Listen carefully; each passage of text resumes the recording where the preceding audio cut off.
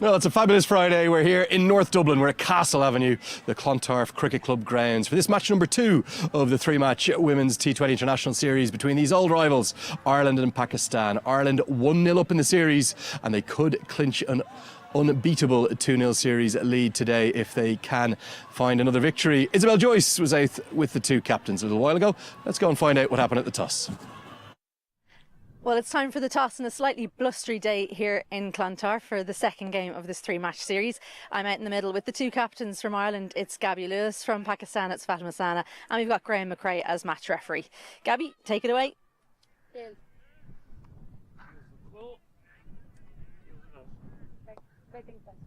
Come on, have a chat. Okay, Tell us what you've decided to do and why. We are gonna bet first because we all know the conditions, so we're gonna bet first. Obviously, you didn't get the results you wanted the other day, but your middle and lower order rallied really well. You must have been happy with that. No, we will try to execute the better plan today, and the execution must be better. You've got the birthday girl Maniba Ali up top, I know, but any other changes to your team? Yeah, we have two changes. Gulfroza out and Diana out, and then Tuba Hassan and Shawal in. Well remembered. Okay, well, best of luck. Thank you, Fatima. Good luck. Gabby, come and have a chat. What would you have done if you've won? We would have had a bat first too, but I think, look, we still feel confident obviously bowling first. Familiar with the conditions, and yeah, it's still going to be a belter hopefully second innings. You were on top for actually most of the game the other day, but they made you work for it at the end. You must have been pleased with the resilience in the group. Yeah, definitely. I think, in T20 cricket, I think we stuck at it. It's always going to go in ebbs and flows. So I think the girls really stuck at it all the way to the end, and that's what we came out here to do, just take 10 wickets, and we looked like that kind of team the other day. So hopefully replicate that today. Any changes to your team? No changes today. Okay, well, best of luck, Gabby. So the news from the middle, Pakistan have won the toss and they're going to have a bat first. So that's the news from the middle. Pakistan winning the toss and choosing a bat first. Always good to be here in this part of the world in North Dublin. We're not far from the city centre at these Clontarf Cricket Club grounds, and Dale McDonagh Kincaid and his team have the ground looking absolutely immaculate as always. We're going to be on the same pitch as the other day, and you heard the two changes there for Pakistan. Diana Baig surprisingly missing out. In comes Tuba Hassan, the right arm leg spinner. Looking forward to seeing her bowl. And then a change at the top of the order, perhaps also a surprise to see Gulfroza missing out, and in comes Shawal Zulfikar. Ireland unchanged. Andrew Leonard here with you, and I've got two very wise fellows along to my left. I've got Celeste Rack, who's joining us today. Celeste, great to have you with us, and Andy Balbirnie. Andy, great to have you again for the second time. Two changes for Pakistan. Any surprises for you there? Maybe the fact a seamer goes out and a spinner comes in. Yeah, it is interesting. I think when a team wins 2 tosses, they bowl one day and bat the next. You get a sense that maybe they think there might be a bit of spin later on, and that's why they've brought that extra spinner in. But I don't really expect it to turn as much as they think. The wicket here tends to hold together quite well. So, that sort of 150, 160 score should be good enough again today. Yeah, that pitch has a tinge of green on it like it did the other day. Celeste, you were keeping a very close tab on the game, weren't you? A fantastic performance from Ireland. It's been a really good summer so far for them. It really has. I'll be delighted with how they've started. They've got onto a real run here, and they'll want to continue that today. What impressed you the most about the performance? The fact that they probably defended a slightly under par total, potentially? It was really impressive, and we're seeing multiple contributors in the top order. The top order is looking really strong and nailed on for Ireland at the moment, so they'll be happy that they're getting their runs in different situations from lots of different players. And any concerns over the balance? Ireland going with that unchanged side, would there be a temptation to maybe get a Louise Little or something like that into the team, maybe add a little bit of batting depth? Yeah, I think it's very tricky to change a winning team, and we've seen this Irish team now win 8 consecutive T20 internationals, and we spoke earlier about roles in the first T20, and a lot of players know their roles quite well now, and like I said, it's very hard to change a winning team, and they'll back that team to win a game today and hopefully go 2-0 up. Yeah, fantastic streak for the Irish women's side. 8 consecutive wins, 6 of those now coming under the new head coach Lloyd Tennant, although that's been cross formats. It's a new era, isn't it? Gabby Lewis certainly looks to have really made the captaincy her own now, Celeste. She really does. She seems to have performed even better since taking over from Laura Delaney, and she's got alongside her Orla Prendergast, Amy Hunter. They're really strong up top, and they've showed that this year. how tight-knit a group are they? They seem to do everything together. It's not just on the field, off the field. They socialise together. They're really close-knit. It's a really young side, which is what is so exciting about it. The average age is 23. A lot of them grew up together, went through cricket together. So, yeah, they're close, and the professionalism era has really brought them even closer.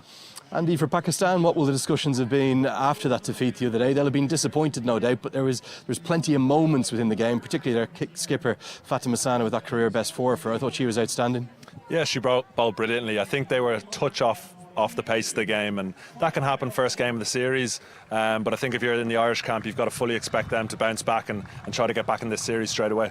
What about their batting? There was lots of contributions, but a little bit like the Irish innings, no one made a individual total, that is, across the entire day of more than 37. That will be a disappointment. Yeah, I think so. I think this game is crying out for someone to get a 60 or 70. Maniba Ali, it's her birthday today. It might be a special day for her off the pitch and on the pitch, so that's a big wicket for Ireland. If they can get her early, it'll dictate how that innings goes.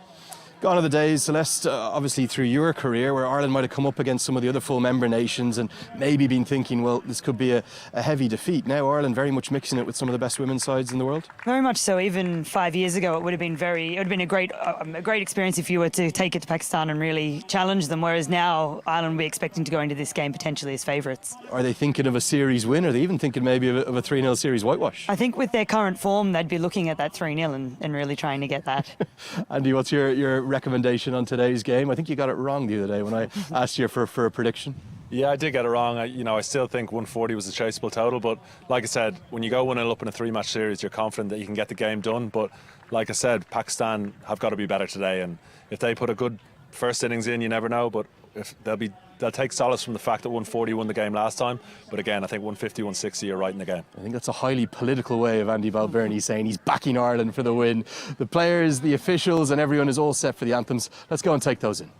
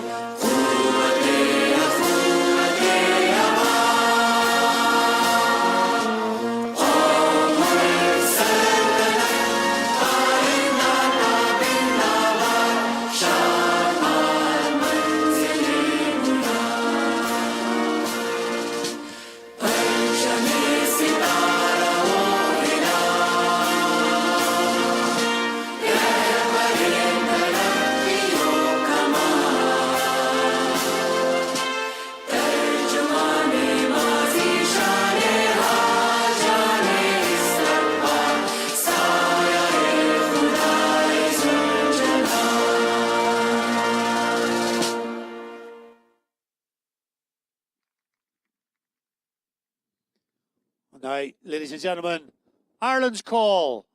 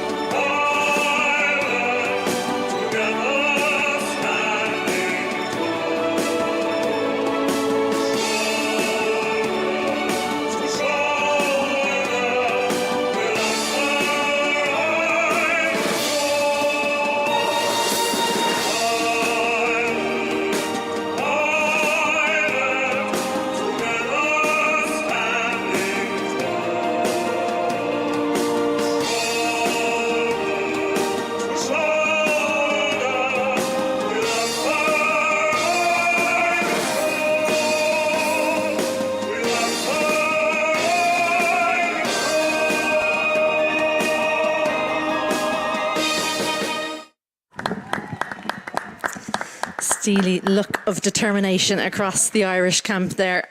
They're chasing a second win in 2 games. Looking, Gabby Lewis said, to take the series. They're going to be bowling first. Gabby Lewis said she probably would have batted first, but it's Pakistan who are going to get to do that. Maniba Ali will be opening the batting. She'll have a new opening partner in Shaul Zulfikar. But I got to catch up with the birthday girl a little bit earlier on. Let's hear what she had to say. Maniba, first of all, happy birthday. How have you celebrated? Thank you.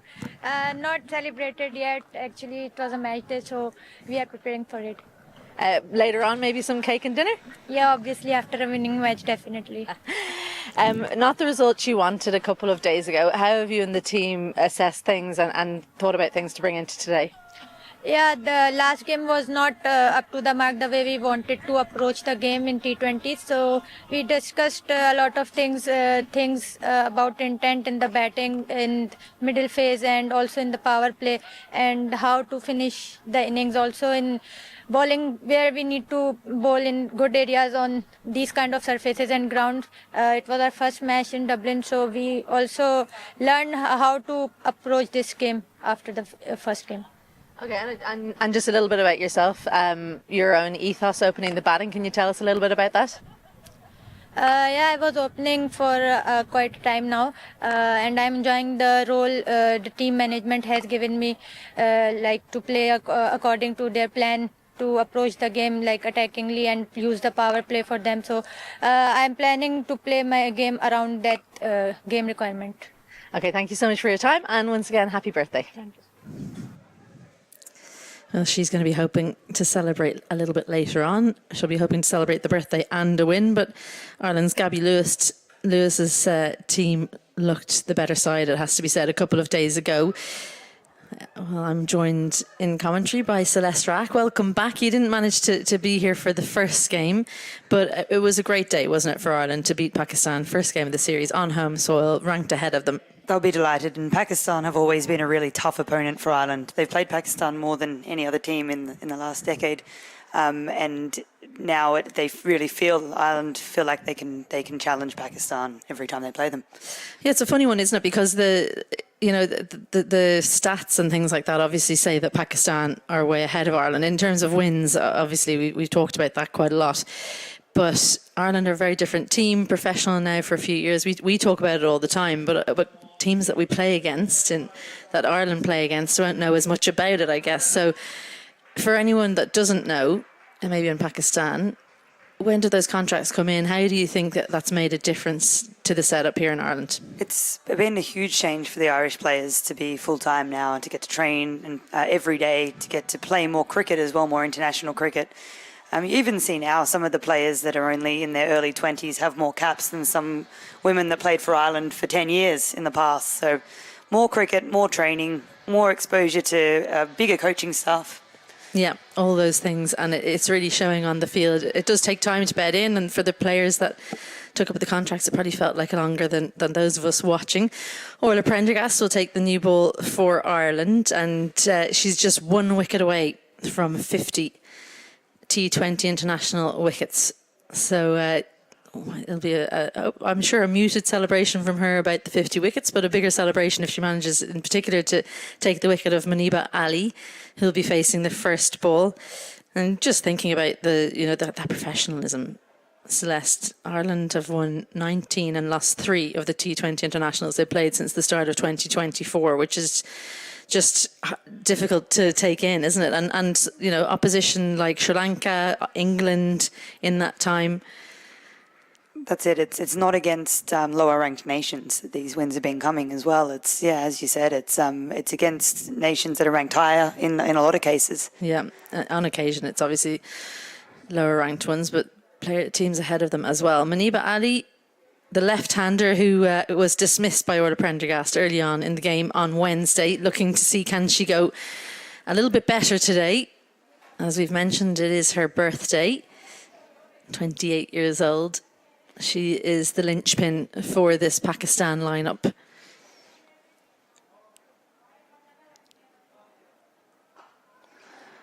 Nice connection. Packed offside field for Ireland. Quite square as well. Oh dear. That's just not necessary, is it? Terrible throw, and they get through. First runs of the day come off the bat of Maniba Ali. It's an overthrow, but she's off the mark. And it's just what you want if you're perhaps a little bit nervous facing the first ball of the day, a little bit untidy from Ireland, and something that they'll want to rectify. Yeah, just unnecessary, wasn't it? Oh well, hopefully they can put it behind them quickly.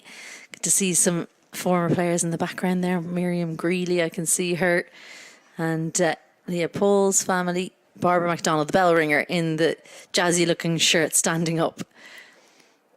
On the mark, it's Shaul Zulfikar coming to the team today in place of Gul Feroza, who probably, she played across the line well the other day, but didn't see too much else from her. Yeah, and it's tough facing Ola Prendergast with the new ball. So Zulfikar could be strategic to be able to counteract the ball if she's moving the ball in, as she does, Ola Prendergast.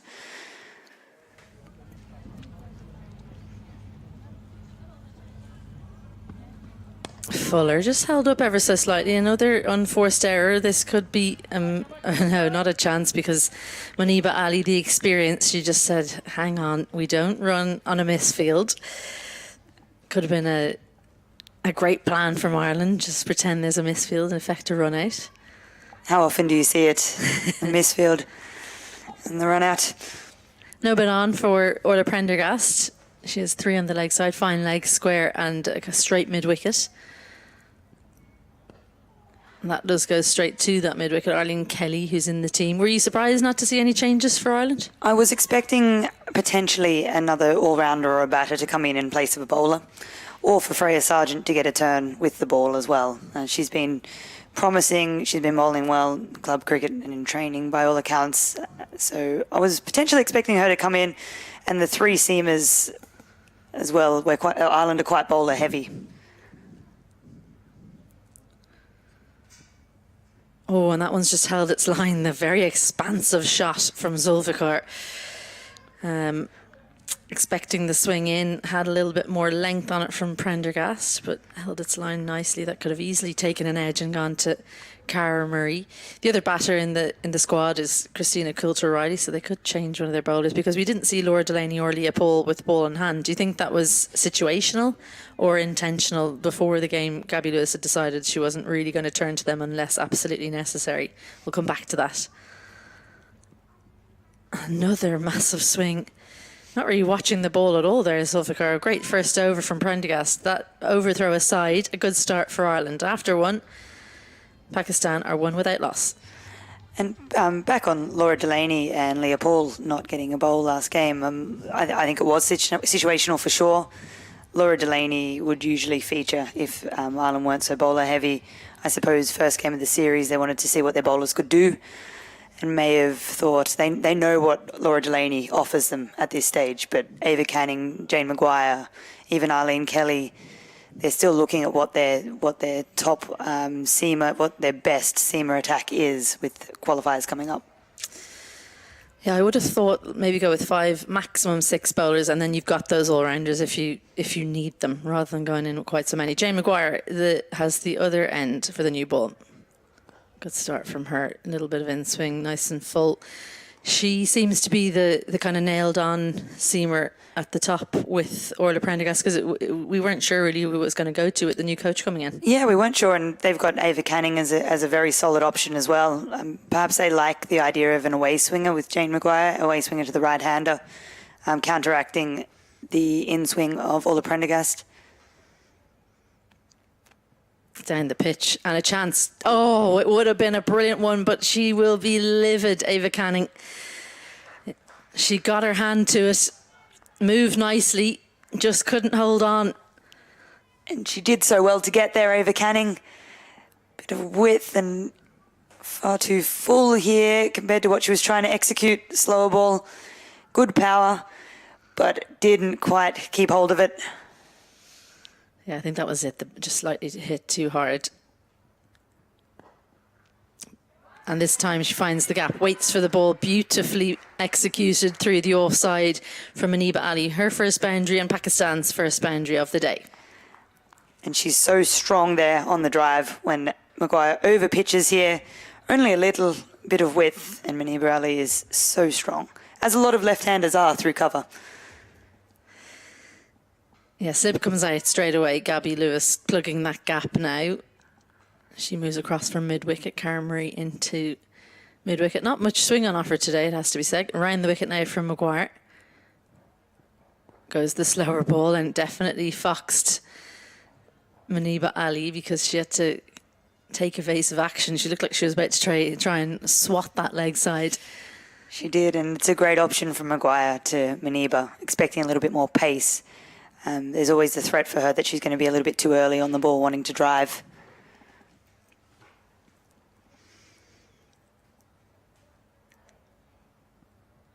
Short, just worried about Muniba Ali coming down the track. She holds back, expects the short one, makes no mistake.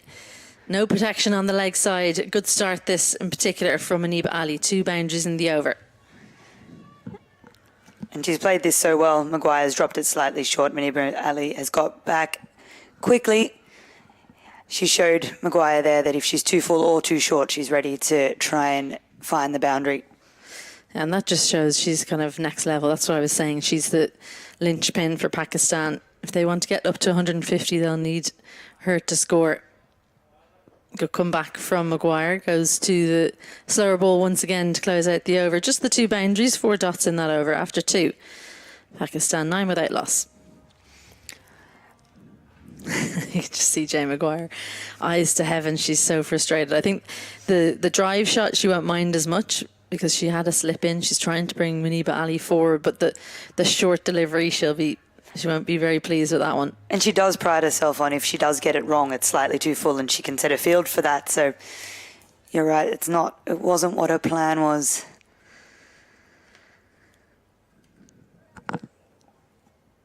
On Pakistan's top order, a lot of the experienced players that would have underpinned their big innings over the last decade aren't in today's lineup.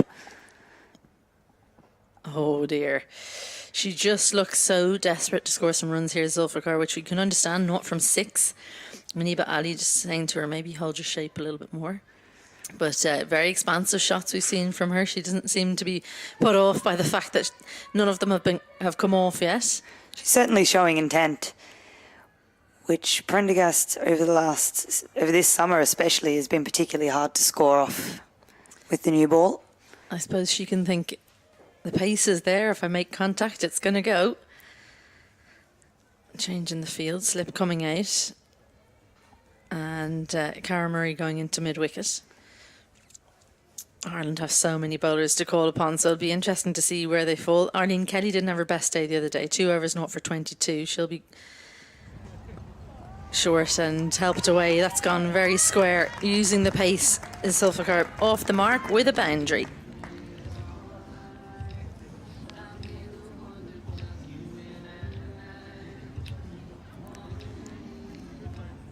And she looks much more comfortable with the width there that Prendergast has given her, using the pace, using her hands really well, and getting the ball behind point there. What about Laura Delaney? She's very straight there in third, isn't she? She is. Would you have her square? Straighter this time. Work to do for McBride, who comes around and keeps it to 1. I would certainly have a squarer there at third. It's as if she's there for the fine edge. Yeah. But I can't see that coming. I think our angle might not be great because when we looked down the pitch, you couldn't see her in shot, so she might be square. Then we think it's just such a big corner there, isn't it, towards the scoreboard? So very difficult to protect as a third or a fine on that side. Round the wicket or over the wicket to the left-hander. She does that really well. Muniba Ali gets it into the space, but Maguire does well enough. Oh dear, on the ground. They've run on the misfield. That could have been out. Yeah, it was well run and well played. It's a very good option to get off strike there from Muniba Ali. Kind of reminds me of Bisma Maroof. She's so similar, isn't she? To very much so. To the legendary left-hander, former captain of Pakistan. Pity that she's not still playing. I feel like she probably still is fit enough, could contribute. A lot of players for Pakistan's top order that had the experience and really went about their innings in methodical ways. So where Prendergast has gone for 7 so far. That 4, she won't be pleased with. It was short, it was wide, but she's come back pretty well. Pakistan have said they think, well, they've decided to come in with an extra spinner. Tuba Hassan into the lineup. A little bit shorter, but rushed on that occasion. Maybe a little bit of a lack of bounce there. Closes out with 2 dots, 3 gone. Pakistan 16 without loss.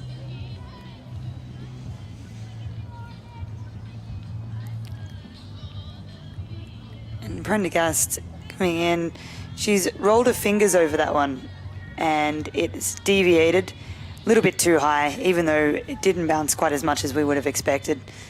Rolled her fingers across that as a bit of an off-cutter, so it's gone across the left-hander. Yeah, definitely pitched outside leg as well. So Aidan Seaver, the standing umpire down this end and the city end, had an easy decision to make. Roddy Black, the other umpire, switched ends. I think he was at the city end the other day. Gareth Morrison third. Jay Maguire continues over the wicket to the right-hander. Into the pitch, helped on its way, but there's protection down there. Leopold judges it well. Can be a difficult ground to field at, can't it, with how short the grass is, but it's so hard, lots of undulations. Similar to Pembroke, where the recent Ireland series was against Zimbabwe, there's a hard ground, deviation. It's an advantage being the home team and having fielded on this ground before.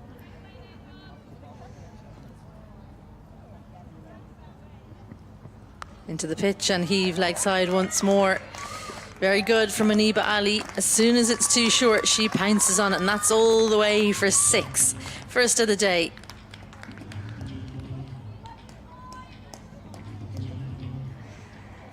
And that's hit so well by Maniba. She's already had 1 short ball from Maguire, and she's put it away, and that time she was even more ready for it. To the short boundary. Of all the corners of the ground, that boundary there is the one to target. Yeah, you're right there in the middle trying to visualise, weren't you, before the game? Where do you think is the area not to target then? The corners for running? The pockets, yeah. Absolutely. Get ready to run if you hit there. Square leg has come out, has gone out, I mean. Fine leg is out as well. So that was the change in the field. Before the last ball, square leg had gone out and third had come in, which I think is a good field change. Yeah, definitely. You can see how strong Maniba is in there off the short ball. But yeah, this ground has really, really big pockets, and there is a lot of runs to be run out there. There's a lot of space. It's hard to defend. I thought Ireland's running in the last game was really good, definitely better than Pakistan's. Bouncer, and just about inside the line, which I don't think Zulfikar feels is correct, but yeah, I reckon if you drew a line from the ground to the ball, it would have just about been inside the line. Never feels like it is when you're batting. No, especially when it's that kind of tennis ball bouncy. What, a slower ball bouncer? Yeah. She had a long time to change her mind and look to hit it, didn't she? Full and clipped away. Paul will come around and do the tidying up. They're going to take... Oh, they didn't take on the arm. Good decision, I think. That could have been Curtin's. Really good fielding from her. Jane Maguire has been relatively expensive today. She bowled excellently in the first game. 2 for 20 in her 4. She bowled at the end as well when they were trying to accelerate. I think she took those 2 wickets at the end of the game. But we've already seen Gabby Lewis signal to Arlene Kelly that she'll be bowling the 6th over. So she won't bowl 3 in the power play. That's a slower ball, and it took forever to get to Maniba Ali. So it closes out with a dot, does Jay Maguire. 9 runs from the over. 0 for 17 from her 2. And after 4, Pakistan 25 without loss. That has been such a feature of Jane Maguire, and something that really helps her nail in her spot in the side with her ability to come back in her second spell at the end of the innings. Yeah, it's her change-ups, isn't it? That one was the slower ball. I don't think I've ever seen her bowl it quite so slow. You could see it in the interaction, which she normally disguises it so well. A pretty steady start from Pakistan. Maniba Ali almost talking Shoal through her innings, something that she needs to maybe worry about yourself. You know, if Maniba Ali can bat a long time, then the team will be in a good place. So another change in bowling. Ava Canning, for many, the player of the match the last day, 1 for 9 in her 4 overs. She bowled brilliantly, didn't she? Yeah. It was great, and you can see straight away here she's back on a line, getting the ball to move. She just seems a little bit different to me all of a sudden. Like previously when she bowls her first ball, it sometimes floats out like she's worried about what's going to happen. That ball was straight on the money, confident, into the pitch. So I don't know what the change has been, but it's been good. She is looking very assured as that ball squeezes away behind square leg.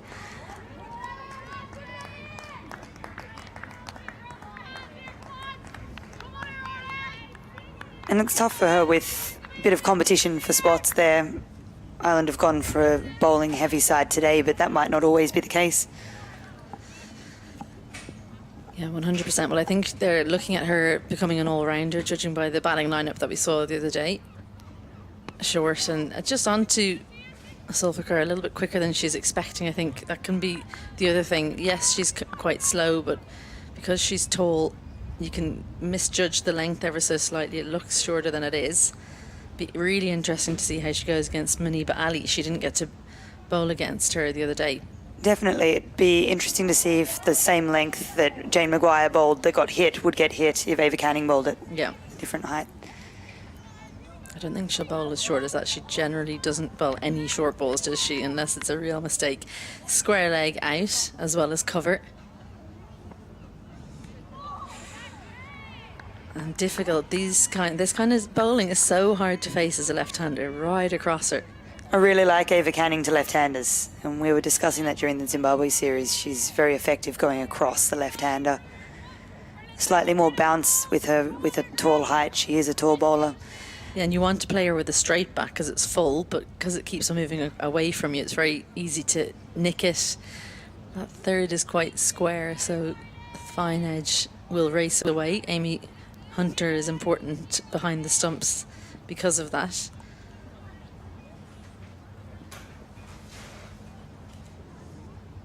Plays the big shot, looking to take Canning on. It's a dangerous game she's playing. You can see there it went across the left-hander just enough.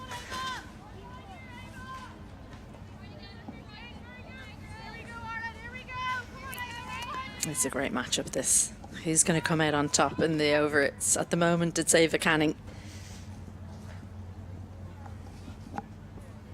Moves her feet, edge. That's the thin edge we were talking about, Celeste Strack. No fielder out there.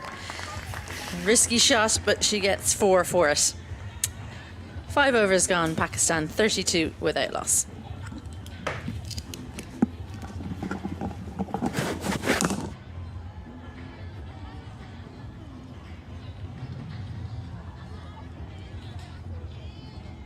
The birthday girl, Muniba Ali, right at her very best.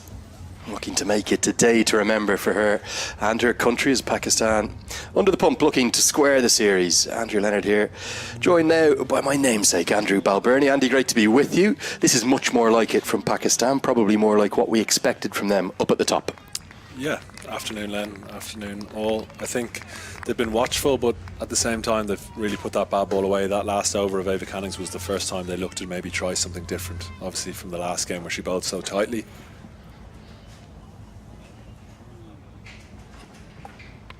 Arlene Kelly it is into the attack. Yeah, 4 overs, 1 for 9. Remarkable figures, definitely in our thoughts in terms of the player of the match. Although it ended up going Orla Prendergast's way. Most economical figures in the history of Irish women's T20 international cricket against a full member. And definitely one of the most impressive spells of the year. Kelly, however, was on the other end of things, wasn't she? Not at her best, just the 2 overs for her. She's got all that experience, though. You'd expect her to bounce back today. Yeah, I think experience is so key in these sort of situations, and T20 is so thick, the games come so thick and fast as well, so you always have that opportunity to put it right. Hit through the offside, good stroke, finds the gap. One of the 2 changes to the squad for Pakistan, starting to make her impact now. Shawal Zulfikar, that's a fine stroke. Yeah, it was maybe just a touch touch wide from Kelly, but Zulfikar really waited nicely on it. You can see she waits and waits, and right under the eyes opens the face a touch to give her those angles to split that cover really, really well. And like you said, it's been a really solid start from Pakistan. Watchful, but when that bad ball has been bowled at them, they've put it away.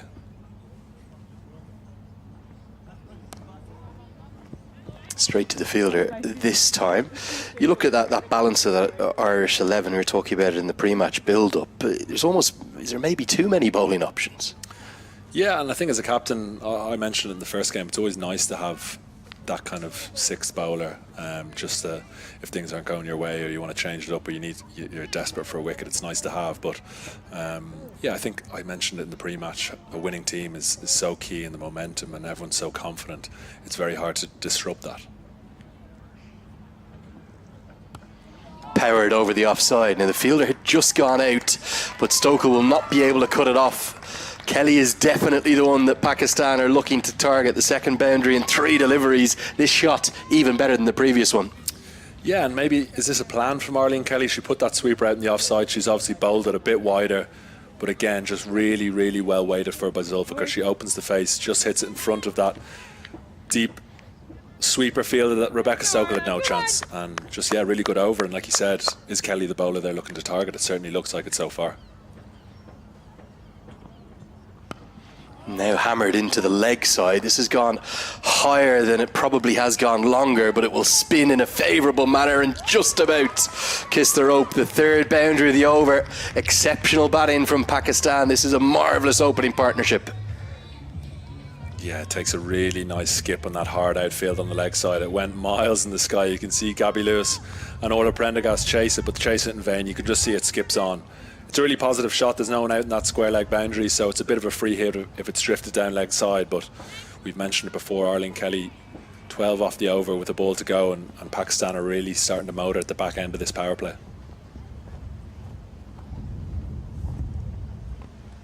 Always such an important over, the 6th, isn't it? 12 runs have come from it, 44 for none the score at the end of that first power play. There'll now be 4 fielders allowed outside that 25-yard circle. That's that slight tweak between the men's and women's T20Is. Great aerial view there of the Castle Avenue grounds. 22 apiece for the highly experienced Muniba Ali. The youngster, just 20 years of age, Shawal Zulfikar, has come into the team, has come through that Pakistan women's under-19s setup. She was playing out at that inaugural under-19 T20 World Cup. The addition to that has been a great boost for the women's game, and great to see a bit of younger blood into a Pakistan side that, in terms of the average age of the two squads, 4 years older, but a 20-year-old giving her chance up at the top and answering the call.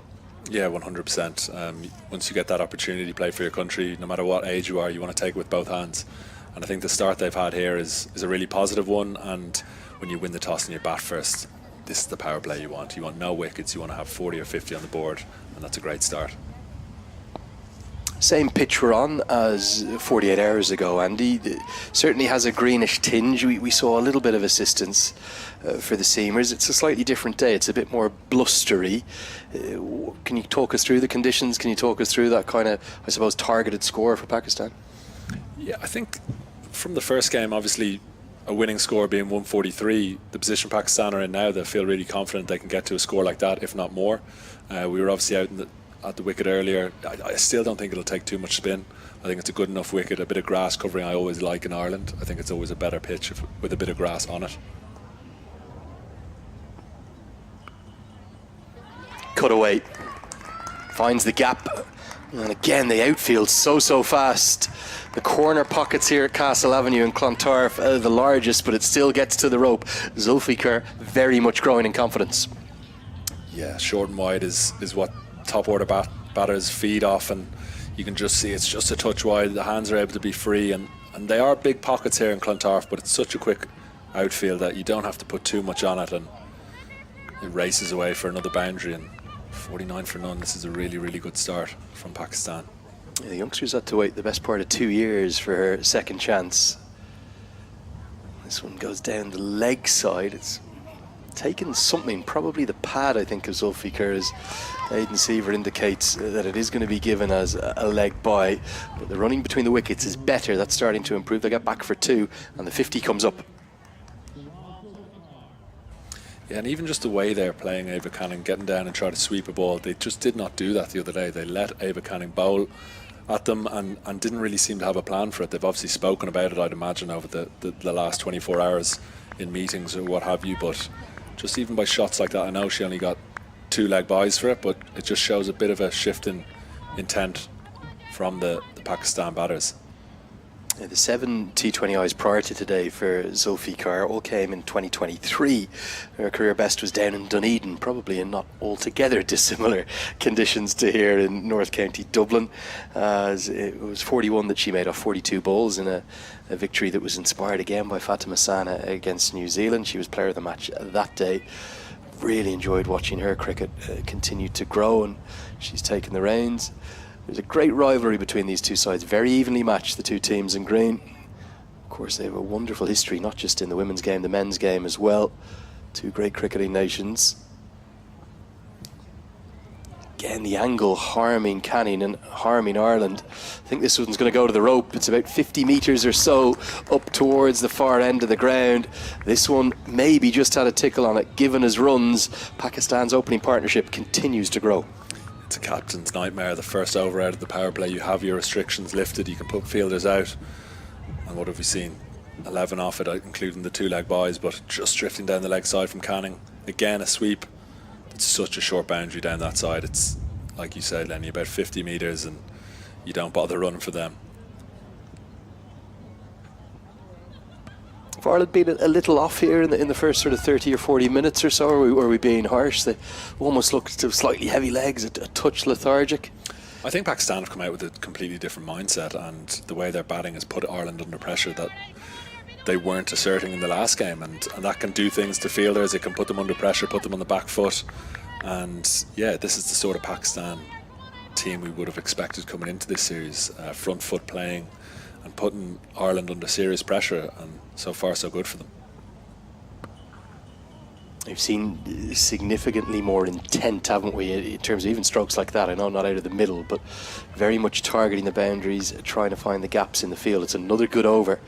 The Wasp buzzes up above 170, 57 for none, and Muniba Ali into her 79th T20I today. Just that solitary century that came against Ireland, a couple of 50s to go with it.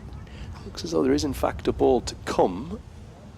Just going to get that checked with our scorers, but we'd made it as over, hadn't we? And both the umpires, I think, just getting the indication there, Rolly Black and Aidan Seaver, that it is indeed over. It's amazing, Lenny. Just count to 6, have your stones. You remember growing up and you had to do square leg umpire for the 4s, you take your 6 stones out with you and count. But yeah, I think Ireland would be happy to see the back of that over. It was quite an expensive one, and I think as opening batters, once you get through the power play with such a good score on the board, no wickets down, those first few overs out of the power play almost feel like free hits. You've done your job to an extent. Of course you want to kick on and get that big score, but I mean, coming out of the power play and scoring 11 off the first over is key. We're going to see spin for the first time, and it'll be interesting to see how they go about playing Cara Murray and the spinners that Ireland have.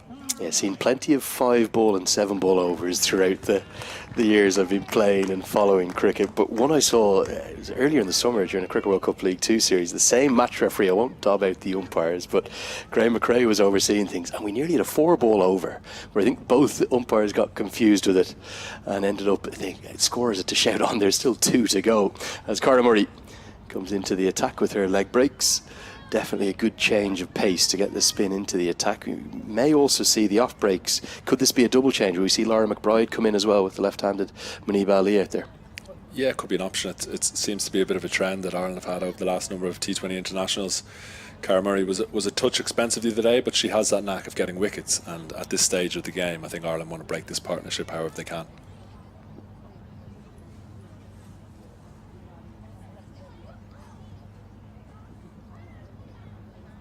Big loopy full toss, and that one is hammered away into the offside. Just missing the placement was Zulfikar. She'll feel as though she missed out there. That was, well, practically a free hit. Yeah, I've seen you bowl a few times over the years. Now hold on, it's only your second day into the commentary box. You can save that for next season and the years to come. I did bowl plenty of them, there's no doubt about that. Why is leg spin such a difficult art? I know it from bowling it myself, but it is the hardest art in our game for a reason. I think so. I think particularly the way the game's going now, and that the batters are so strong and powerful, they can play 360. You've got to be so accurate, but you also have to have your variations. And I was actually really impressed with Cara Marie in the last T20 International with her pace. I think she brought her length back really well as well.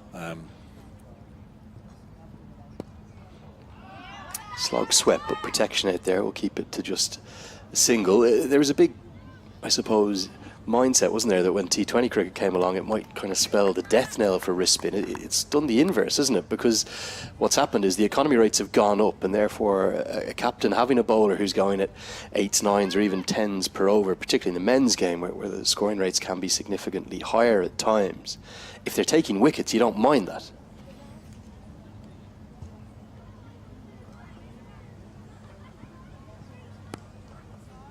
Yeah, I think it's just having that's a good bit of feeling there. That's a horrible bounce to the captain Lewis. I think just having that bowler who you know can get you a wicket, even if you're going quite expensively, they will create a chance by and large.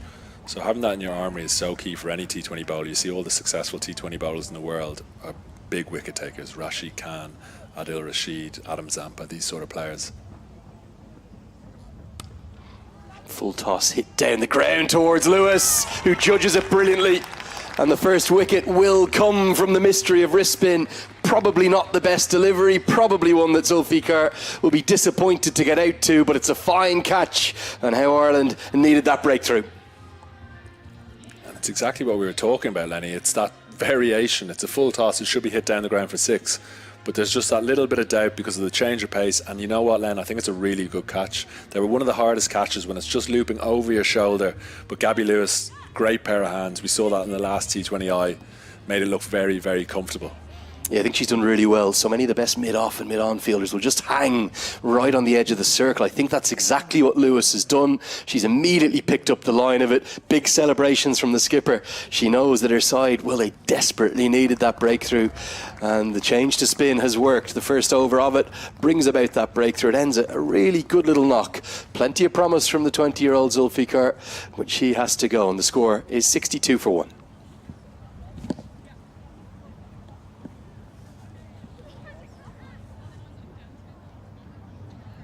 33 she made off 27 deliveries. We'll bring Iman Fatima to the crease in at number 3. Bit of a change in the order from what we expected. We usually see Sidra Amin in here. Maybe this is Pakistan trying to capitalise upon that good start. Yeah, as we see Lara McBride come into the attack, we thought that they might go double spin, and they've gone with it. It's amazing. I mentioned the word brave when talking about Cara Marie in the last game, and again there, throwing it up with mid-off up and asking Zulfikar to hit me for 6, and she just couldn't, and it was a really, really good catch. So a great time to get a wicket. Always a good time to get a wicket in a T20, but they needed that, Ireland. Here comes the youngster who's going to strike first ball. It's 2 and 2. How often do you see that? 1 brings about 2. The first one goes to the leg spin, the second goes to the youngster, McBride from the hills. Nice piece of bowling. Munib Ali gets to 27. She'll get no more on her birthday. She looks absolutely gutted. She's had a look back at the scoreboard there. 2 wickets and 2 balls, and that's the beauty of T20 cricket. You've not had a great power play. You're like, how can we get a wicket? You get 2 and 2 balls. That double spin change has worked really well for Ireland. That's exactly what Captain Gabby Lewis would have wanted, is 2 new batters at the crease, and they managed to do that. We speculated pace off was the way that Ireland needed to look with that opening pairing, looking so good with the pace on. This is a beautiful piece of bowling, an old-fashioned classical orthodox off-break. Jay Maguire, the one who holds on to the catch at backward point. Ireland have caught well throughout this series, which they certainly did not do in Pakistan. They did the inverse. I lost count of the number of catches that they dropped out there. 15, 16, 17. It put pay to their qualification hopes for the 50-over tournament. They had a few problems against Zimbabwe, but they've been exceptional in terms of their catching thus far in this series. They've taken 2 and 2. Natalia Parvez it will be, who continues to see Sidra Amin shuffle down the order. She'll be in at number 4, and Gabby Lewis has just what she wanted, which is 2 new batters at the crease. Lara McBride is showing a great knack of taking wickets early on in her T20 international career. They give her so much confidence going forward. First ball of this game for her, and she makes that breakthrough. It was a great campaign I think it was 5 or 6 years ago now, it might have even been just pre-COVID, the 20 by 20 campaign. I think you'll remember it. In terms, it wasn't just cricket in Ireland, it was all female sports in Ireland in terms of trying to increase participation numbers, viewing numbers, spectator numbers by 20% by the year 2020. And the tagline of it was, if you can't see it, you can't be it. And you think of a youngster like McBride coming into the side, she all of a sudden is coming up in an era where she's had role models probably all the way throughout her teens and even in years prior to that, and she's been able to kind of idolise those who are now her international teammates, and she slotted right into this side. Big sweep, inside edge, racing down to the boundary. It's a short boundary down there. Laura Delaney can't prevent the two, but another good bit of bowling, forcing them to play a shot that might feel a bit uncomfortable. But yeah, like you say, Lenny, I think we're very lucky in Ireland, men and women, that growing up there's always been role models, players who have taken on the world stage when the sport in this country hasn't been the biggest sport. So you just have to look at in the women's game, the Joyce sisters, the Shillingtons, or Shillington, should I say, and for us it was your Kevin O'Brien, Ed Joyce, William Porterfield, all these players, and we are very lucky that these guys take on the world and do well. And shot. Fielder out there, going to go straight to her and put down. It's Stokel who did all the hard work, and well, it's just bobbled in and out, and just as we're praising Ireland's catching, almost inevitably one goes down. Being honest, that should have been taken.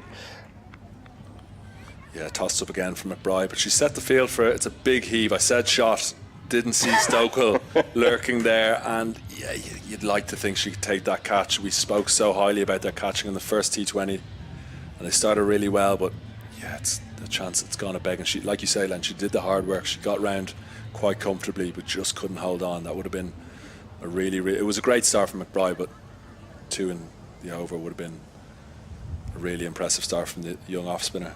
Yeah, you talk about those role models. Barbara McDonald, of course, here as well, ringing the Roy Tyrons bell today. One of Ireland's greatest servants. 5 Women's World Cups for her, the Malahide speedster. And lovely to see her and hear her ring the ceremonial bell prior to play today. As Murray will continue, you can see there's a significant difference in intent. I know that brought about a wicket-taking opportunity, but Ayman Fatima has been sent out there to have a go. Yeah, and we saw in the first game when Ava Canning bowled that brilliant spell that there was a lot of dots building up, and there was no sort of change of mindset or trying to get down the other end. From the off of this innings, we've seen a completely different Pakistan. They want to score, they want to hit boundaries, and if they don't hit the boundaries, they rotate the strike, and that's so important. Bit of a drag down. We've seen everything from Murray today as the skipper gets her body on the line and puts in a marvellous effort to cut off the boundary, but she can only deflect it and it still flies to the rope. That was a poor delivery, well put away. Yeah, it was well put away, and those bad deliveries have been put away today, and that's probably been a big difference. You can see just a bit short and wide. It takes a good bobble over Gabby Lewis's hands. There's not a lot she can do there, but like you say, Lenny, races away.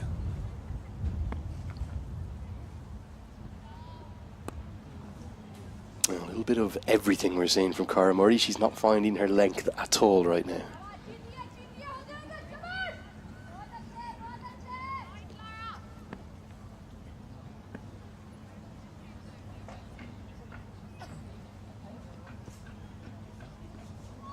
Better beats the outside edge this time. There is turn on offer. That might concern Ireland for the second innings, given the potential of 16 overs of spin from Pakistan they may face. Yeah, and I said it wouldn't turn. Second use of a pitch up here in Clontarf. It can be deceiving here in Castle Avenue. I think historically it's always taken a bit of assistance, hasn't it? Yeah, I said it in the first game. They're usually good wickets, and they're usually consistent wickets. The first T20I, like we said, didn't show any signs of spin. Small bit here, but like you said, Lenny, Pakistan will be licking their lips if they see any spin going into the second innings.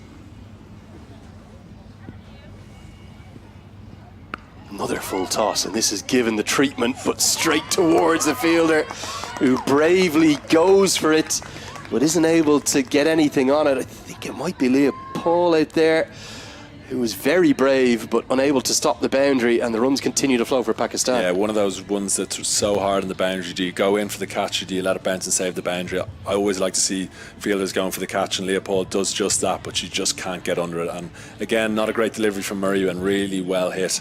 You can see here, it just bounces right in front of Leopold. Great effort, but good way to finish the over. Gets us to the halfway stage of a fascinatingly poised second T20 international between Ireland and Pakistan here in Dublin. 77 for 2 the score. Bit of fun farewell for the moment to Andy Balbirnie. Celeste Rack will come in and join me.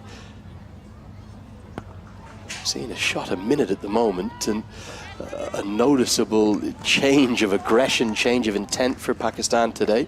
Celeste, how impressed have you been here from the visitors? I've been really impressed. From ball one, there's been intent shown from Pakistan that we didn't see in game one. And Ireland have had moments where they've took their chances and moments where they've let Pakistan get away with more than they'd like.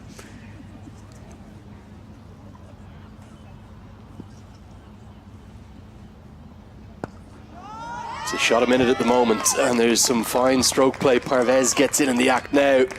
They're never going to have a fielder down there. The perfect skip down the track and hammered down the ground for 4. And that's just a brilliant shot there from Parvez. After her innings in the last game, she's full of confidence. McBride, new to international cricket, hasn't really had this treatment when she played Zimbabwe, so it'll be interesting to see how she responds. Back live with you now. It's dragged down and helped away into the deep. Even the sweepers are being hit with real conviction as Maguire just loses her footing in the follow-through.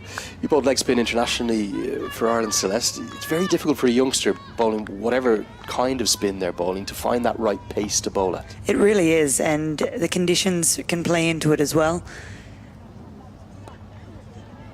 And that's been something that Cara Murray's tried to change over the years, and as we find with leg spin in particular, the quicker you try and bowl it, sometimes the consistency does start to stray, and your ability to turn the ball can diminish as well. Yeah, it's such a rhythm and a muscle memory art, isn't it? You think about the greatest leg spinners that we've ever seen.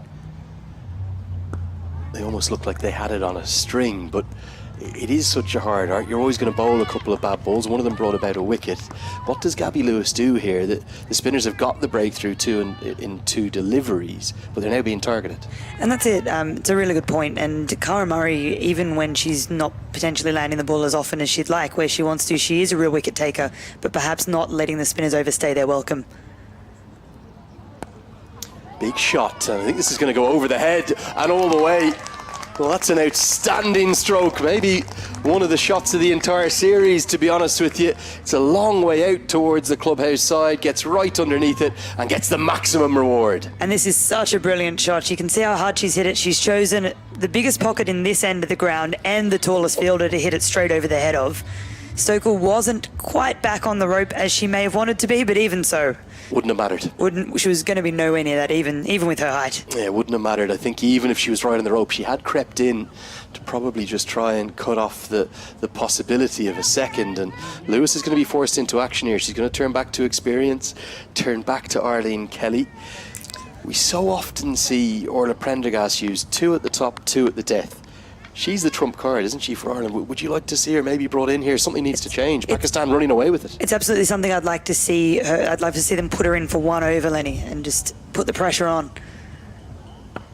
Helped away again. There's literally a shot a minute. You've got to give great credit to Pakistan for the way in which they bounced back. I thought they were insipid. I thought they looked a little short of a run. They hadn't played much cricket of late, particularly it was their first T20 international for 11 months. They are bouncing back in some style here. It takes a lot of bravery to come out and bat the way they have.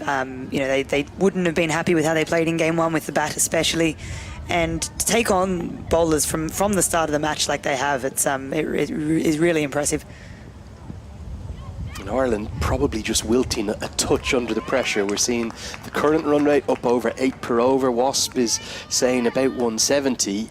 That would take an awful lot for Ireland to chase. It would, and we were talking about 140, 150 early in the innings, and we were saying with the way Pakistan played game 1, they might struggle to hit 140, and now we're seeing they're already 2/3 of the way there.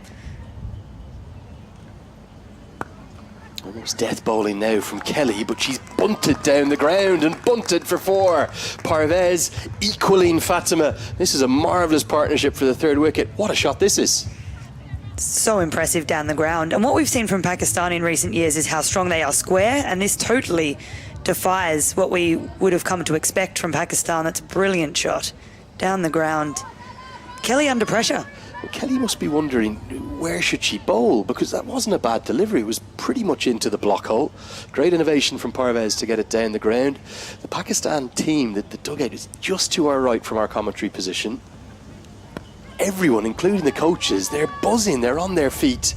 You can see there's been significant thought put into the change of game plan. And my oh my, how their team have responded. This is marvellous batting. It's brilliant, and it's so hard for Kelly in this situation because it's very difficult for her to bowl a ball that has to be played on the back foot. She doesn't get a huge amount of bounce. She bowls full. Her change-ups are all, stay quite low, and they're hitting this so well straight. Even a delivery like that's going to end up as a dot.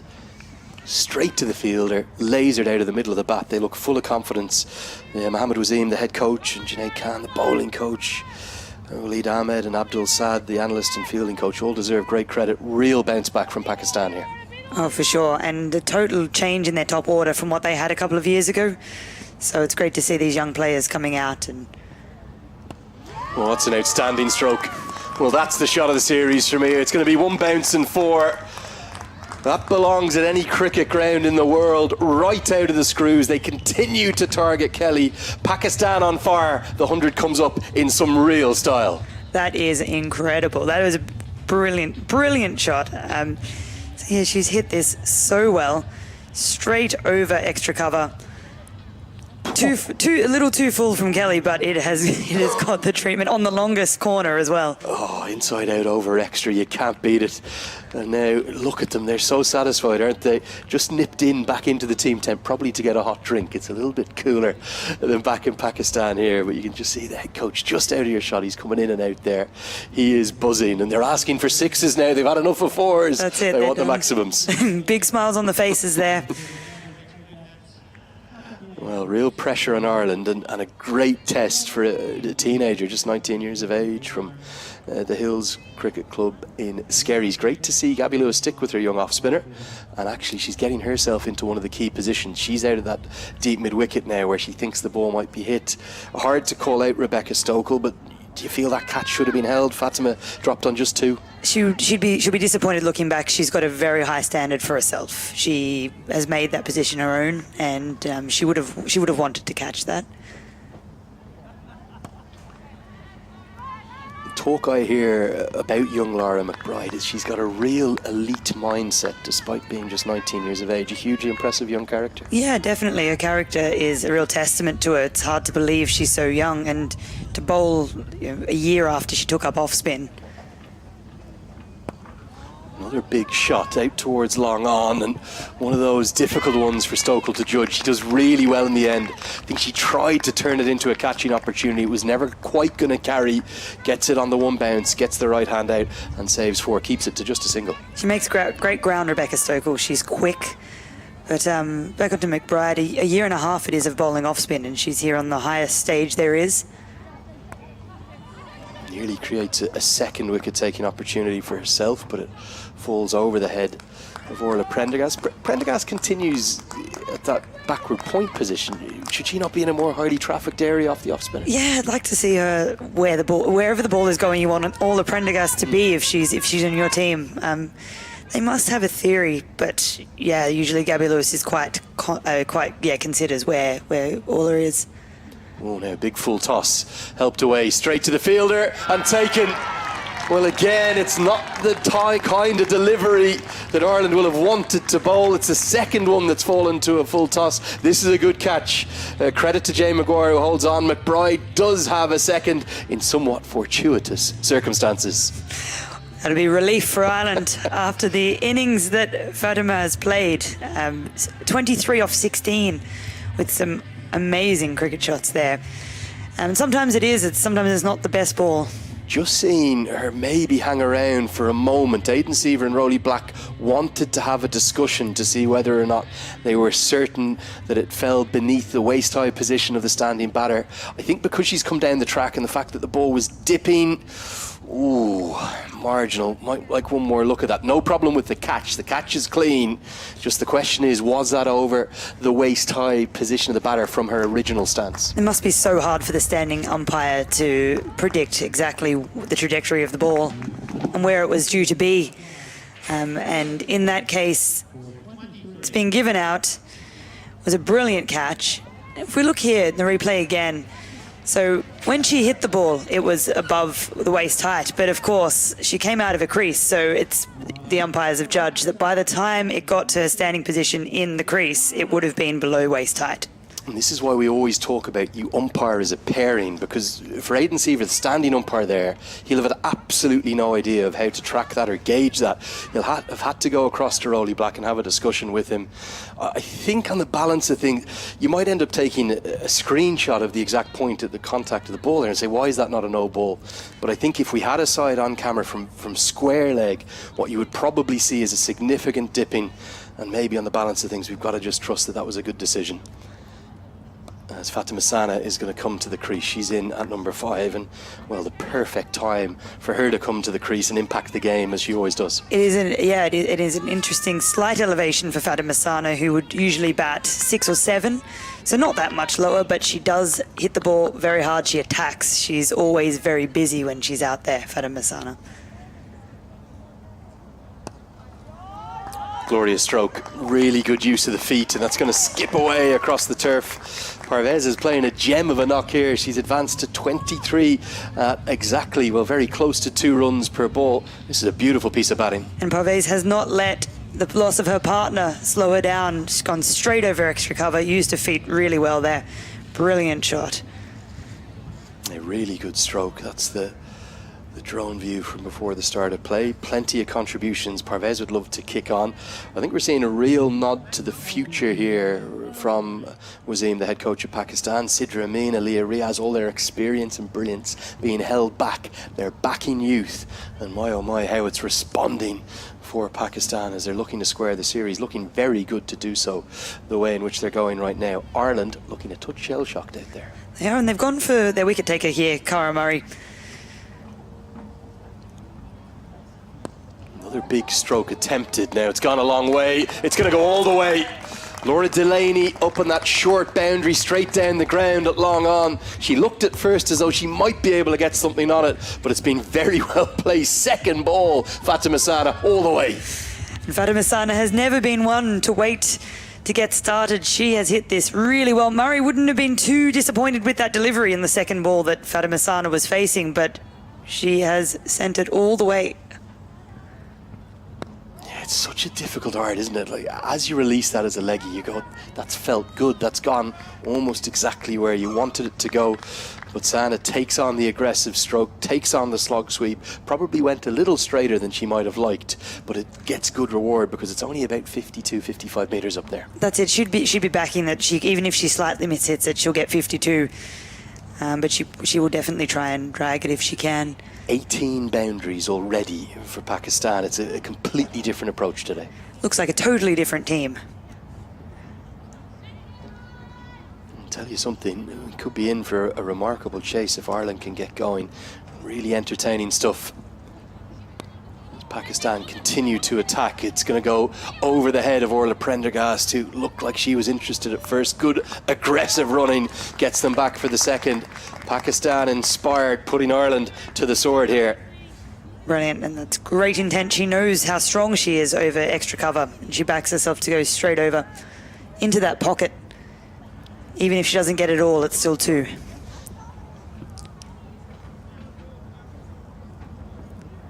Another drag down. That one's almost hinted to bounce a second time, which would automatically be a no ball, but it's bunted into the leg side. 17 boundaries Pakistan hit 2 days ago. They've already hit 18 today. It's impressive, and it's a real testament to them how they can in 2 days turn their innings around like this. With such a inexperienced team relative, well, at least the top 4 that they've gone with today, inexperienced compared to what they would have had a few years ago. down the ground again, just wide of Murray. Delaney should cut this off, and she does enough, but won't be able to prevent the second run. If you're Gabby Lewis right now, what are you thinking? How are you kind of, I suppose, reining it back in and keeping Ireland in this contest today? It's really hard because the spinners that she typically turns to have been attacked. Arlene Kelly hasn't proved as effective as she would have liked. I do think reintroduction of Orla Prendergast or Ava Canning would be the way to go personally.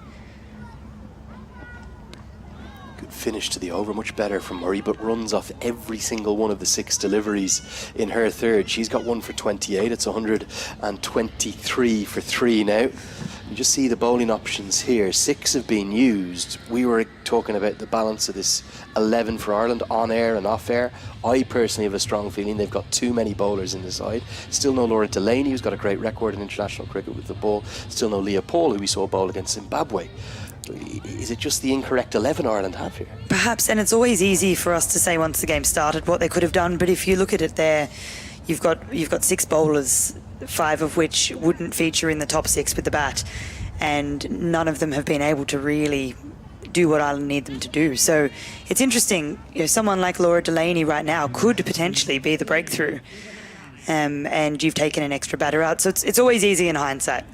Yeah, the 2 kind of batting options in terms of the 3 reserve players, if you will, in the 14-player squad, Christina Coulter-Riley and Louise Little, who's more of an all-round option, and then you've got the spin option of Freya Sargent, who's being kept out at the moment on her home ground by Laura McBride. It will be Ava Canning, as you called for, Celeste, back into the attack. She'll come in for a third. You saw the economy rates of all the bowlers there. Everyone but Prendergast going at 8s, 9s, 10s, 11s per over, and that's why Pakistan are in such a dominant position right now.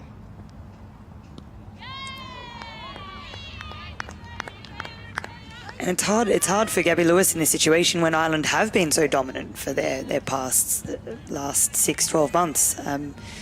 So good lesson for them as well, being put on the back foot and seeing how they respond under pressure. You also think, you think about Gabby Lewis, you think about her already sort of quite iconic status within the women's game in Ireland. As this loops up and just agonisingly over the head. I think Prendergast has misjudged that slightly. She'll have felt as though that was a chance. We'll skew away for a couple. Could Prendergast have got here? It's tough, isn't it? And as you mentioned before, it's a little unusual that she's fielding a backward point. Perhaps it's for that ball, but it isn't a position she would find herself in very often at all. I think off the seamer I don't mind. Off the spinner is where I would have been questioning it. It's not a place, particularly for the off spinner, that's particularly highly trafficked there.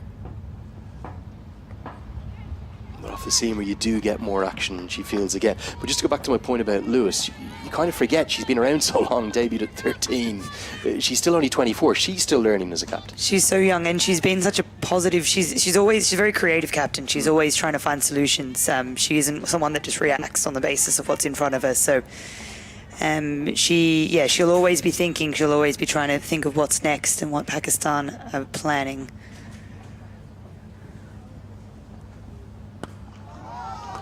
Another good stroke to a vacant pocket of the ground. Sana getting in the act alongside Parvez. Pakistan continuing to excel.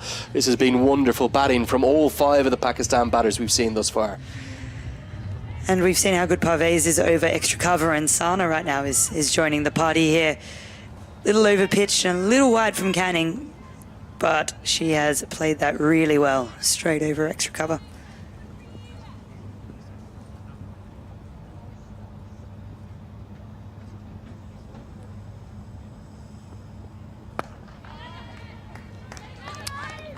Bit of a change to the field after that previous delivery. The cover fielders come up, and a deep extra in the shape of Leah Paul went back there, and that looked to be a good move because it's probably saved 3 runs there. I think you're right, they're playing so straight at the moment. We haven't seen too many balls go squarer than extra cover with power, so definitely stops one of the main scoring areas for these 2 batters. Ireland somewhat staggering around the virtual ring right now, looking like they don't quite know where to turn. I wonder what the limit of their chasing abilities will be. These final 5 overs that are coming up will be absolutely crucial as we get to the end of the 15th. It's 131 for 3.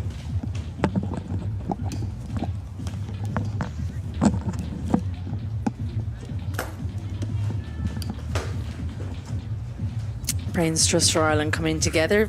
Pakistan looking a lot happier out in the middle. No surprise, because they've equalled their score from the other day and they've got 5 overs left. 54 for 1 in the last 5 overs, and Ireland scrambling a little bit. How have you seen it, Andy Balbirnie?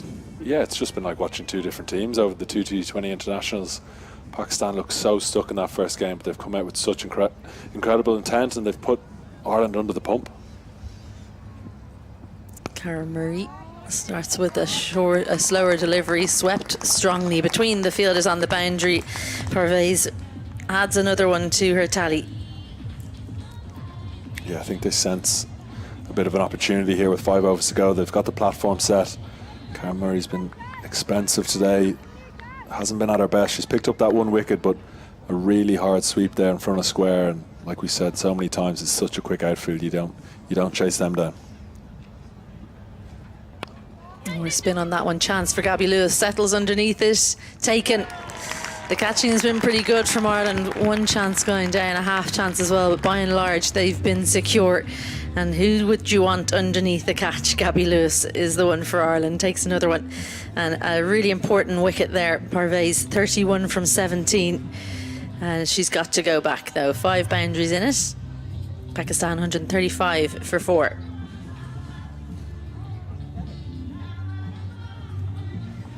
Yeah, we spoke earlier about Cara Murray with her mid-off up. Again, it's just skied up, and like you said, you wouldn't want anyone else under that. Straight in, no hassle. Bit of a muted celebration. They obviously realise that it hasn't gone their way last few overs, but the beauty of T20 cricket is you take a couple of wickets, get 2 new batters in with 4 overs to go, and you can turn this around. Aliyah Riaz in at number 6 for Pakistan. Had a tough day a couple of days ago on her 100th appearance in T20s for Pakistan. But it's a new day and it's a very new Pakistan. 17 boundaries a couple of days ago in their whole innings. They're already past that. They've got 20 so far and plenty of time to add to that. Aliyah Riaz's experience coming in at this time. She'll be the right type. She knows what she wants to do. Long off goes back for her. She's strong down the ground, square in. Immediately tries to play it there. That's got to be close, but Rolly Black unmoved. That's always a tell, isn't it, for him? He moves to the side as quickly as possible. Yeah, when a sweep shot's missed, I get the shivers. I always feel like there's a good chance if you miss a sweep, you're in trouble, but must have just hit outside. Yeah, 100%. Both you and I like the sweep shot, and you know that you're living dangerously when you play it, because umpires used to hate it. I don't think they feel the same way anymore. A short drag down, extra cover out as well for Cara Murray. They've opted for 3 in tight, backward point, and kind of a forward point. Yeah, I quite like that field because Cara Murray is... Oh, is someone going down with cramp? Sana.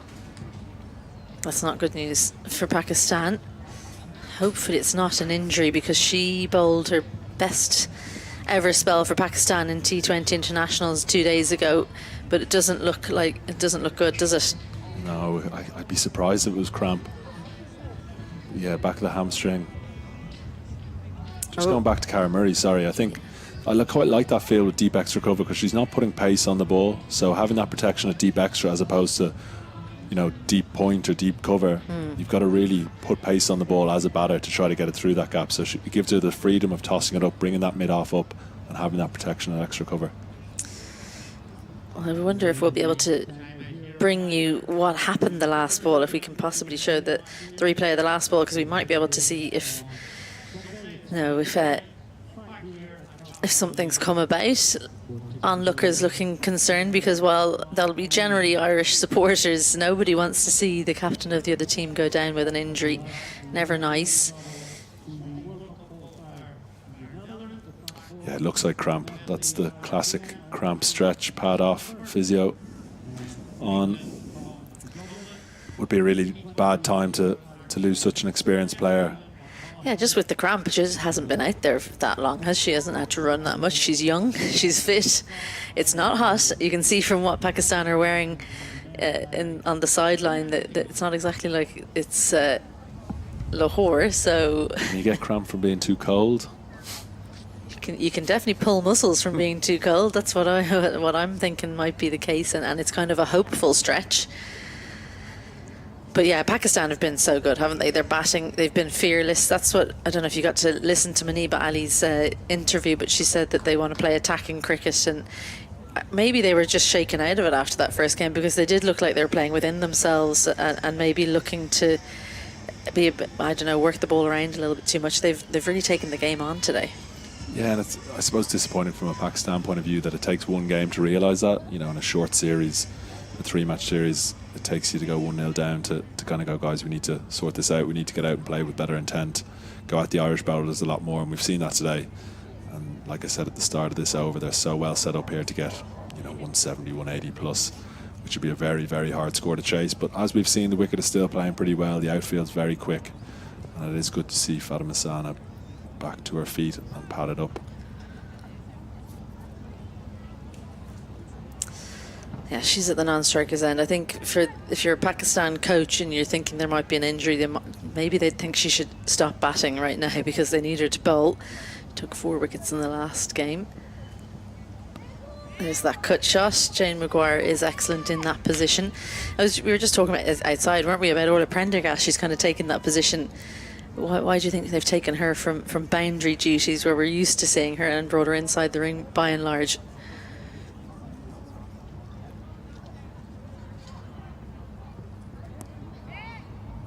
Excellent bowling to her field there. And that's actually what we were just talking about. There's so little pace on the ball that it's such a hard shot to play the cut and play it so late. But going back to your question is, she's such an integral part to this team, Orla Prendergast, with bat and ball, that maybe they want to reduce her workload or something along those lines and keep her in the ring as opposed to running boundary to boundary, which we see a lot of the kind of other batters do. I think if they get to a World Cup final, we might see her back out on the boundary. They'll sacrifice her for that. But 16 gone, Pakistan 137 for 4. Jane Maguire comes back into the attack, 17 runs in her 2 overs at the top, and that was kind of the start, wasn't it? We saw the intent from Pakistan in those 2 opening Jane Maguire overs, where we saw what they were trying to do. They took her on a lot more. They've grown into the game. Pakistan 32 in the first 5 overs, then they added 45 in the second 5, and then their best 5 overs 11 to 15, 54, and they've managed to keep wickets on hand as well. Starts with a wide one. That's an excellent shot, and Leopold out at extra cover. They're going to take on the throw. Had to hit Leopold, or at least Jane Maguire, maybe a little bit closer to the stumps. Good running from Pakistan, and obviously nothing too bad wrong with Fatima Sana because she made that easily. Yeah, and that ball is just an indication of how different this Pakistan team looked today. That the other day was maybe an ambled one, but they've hit it straight out to Leopold on the boundary, and they've motored for quite an easy 2. Out the back of the hand and helped out to the same fielder. Goes to a little bit straighter to her there, so they've just ambled that one. You're not too pleased, Andy Balbrini. It's actually really good bowling. It's almost like the spinner's field we saw in the last over. That off cutter, quite full, and it's a good shot, but it's straight to the fielder, which is exactly what Jane Maguire no doubt wants. Extra cover, long off, long on, mid wicket, the 4 out. Another cutter. Straight to the fielder, bobbles up, it has to get going. Again, if it had hit, she would have been short of Leah Riaz, but much like Ireland on the first day when it was hit and run, Pakistan putting the fielders under pressure. Jane Maguire switching ends. We've generally seen her pretty much through the series from the LP Hughes end. When it's short straight, she's been sent the other end because maybe she doesn't want to get hit for 6 back over her head. Again, it's just a short ball high on the bat. No one there. That's the danger when you don't have an extra cover in. There's nobody to take those kinds of chances, but just a single, which is a good result against Sana, who's already on 23 from 14. So from a Pakistan point of view, you're aiming for 170, 180? Minimum 170, I would have thought. 4 wickets down. They've got batters in the hutch. They'd be disappointed with anything less, I'd say.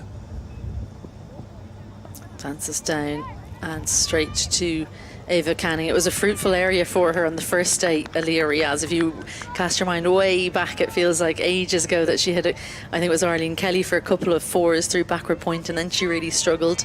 That was probably where the wheels came off for Pakistan when Riaz faced, I think it was 9 dots in a row. You and I were together. She won't want to do the same here. Fatima Sana looked very unhappy down the non-striker's end. Again, dances down, but finds the gap this time. Pierces the gap between Canning and Murray. That one will go all the way to the rope. First boundary for Riaz. She almost catches up on her ball's face. 17 gone. Pakistan 146 for 4. And it just shows the difference in mindset there from Riaz. The other day, we would have seen her not move from her crease and just pat the ball back. She's looked to come down the crease, open her hands ever so slightly, and pick that gap that we said is quite hard to pick because there's no pace on the ball. And she's put all the pace on. She's called for a new bat as well. She's not happy with the one she's just hit a boundary with. She said that that bat only had one boundary in it. I'll get a new one. So we have talked about the makeup of the Ireland team. They've got plenty of options with ball in hand, but no surprise, they've got Orla Prendergast back into the attack. She's switched ends as well, mid off, mid on, inside the ring. So the right end, if she manages to keep the ball away from Fatima Sana, short and looks for the big expansive shot as she generally does, and it's a little bit dangerous, a little bit of a dangerous field. Andy, third up and bowling short, outside off. Yeah, I was just having a look at Orla Prendergast's field there. Fine leg, deep square and a cow corner, so you would expect it to be short, maybe not wide, but try to aim it sort of at the helmet. Yeah, decent start from Orla, but this seems to be the general plan. You just want to keep it tight. You don't want to give any width with that sort of length. Oh, that's exactly what you just talked about. Chance in the deep. Canning coming underneath it, takes a good catch. 50 T20 international wickets for Orla Prendergast, and they say it doesn't matter who you get out for those kinds of milestones, but I'm sure Orla Prendergast will be pleased that it was Fatima Sana who she managed to get out with that milestone. She's such an important bowler for Ireland. Can they just drag this innings back and keep Pakistan under 160, 170? Well, it's certainly done part of the job there with dismissing Fatima Sana. 23 from 16 for her, 1 4 and a 6 in that.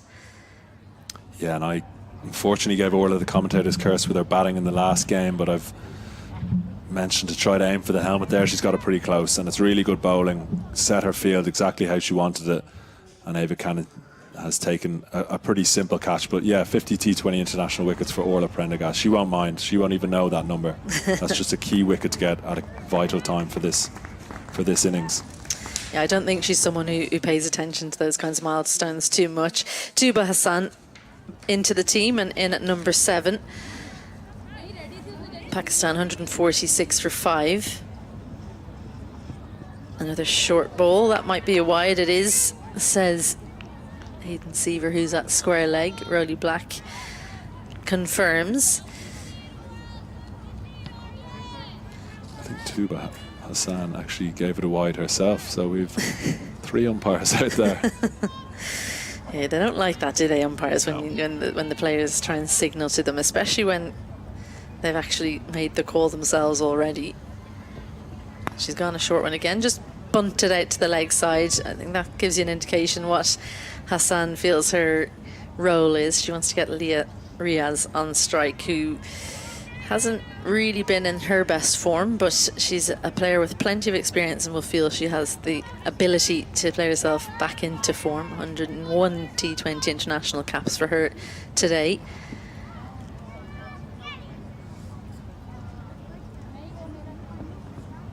Dances down.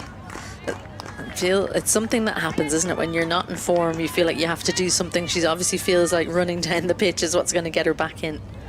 Yeah, and I think she's got to be a bit smarter here in the sense that she's got to expect it to be halfway down. That's all Orla Prendergast has bowled. I think that wide she bowled was a really good ball, actually. We always talk as a men's team is test that wide, bowl that wide if you have to, as long as it's a good bouncer. New batter comes in, get their feet stuck if you can. Bunted to Laura Delaney, who dives forward and it just pops out. Did she get there? It's just when she got to the ball was when she hit the ground, so the timing didn't play into her hands both ways. Yeah, this stage of the game, you'd imagine Laura Delaney in the ring at mid-on was sitting on the ring, and that's absolutely fine. It was up for a while. She maybe just misjudged it at the start, but did the hard work. Good effort, but gets two hands. I don't think she quite reached it. I think it was fingertips. Another short one helped out to Gabby Lewis in mid-wicket.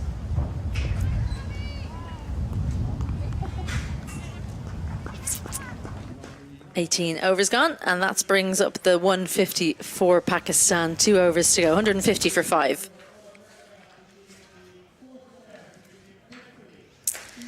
They pulled this back nicely though, Ireland. Pakistan 131 for 3 after 15 overs, so in the next 3 overs they've only added 19, which I think Ireland would have taken if you'd offered it to them, especially if you told them you'd get 2 wickets as well. And you've 2 relatively new batters at the crease. Jane Maguire having a different kind of day to Wednesday. She got 2 for 20 in her 4 overs on that occasion. Wicketless so far, but she'll feel confident of taking one now with Riaz and Hassan in. Another slower ball reached for from Tuba Hassan. She thinks it's a wide. The umpire, Hassan. Stick to batting. It's funny, a couple of hours ago when we first came on, Izzy, I mentioned that Pakistan will want minimum 170. I think they'll take 170 now. Ireland have clawed this back brilliantly, and like we mentioned in the first game, they chased 170 odd against England last year, so they won't have any demons about that. Back of the hand on that occasion, just sits up and into the corner. That's going to be 2. Lots of work for Stokel to do. Made a little bit of a meal of it. Prendergast has found herself on the boundary, so maybe they're going to save her boundary field into the last few overs.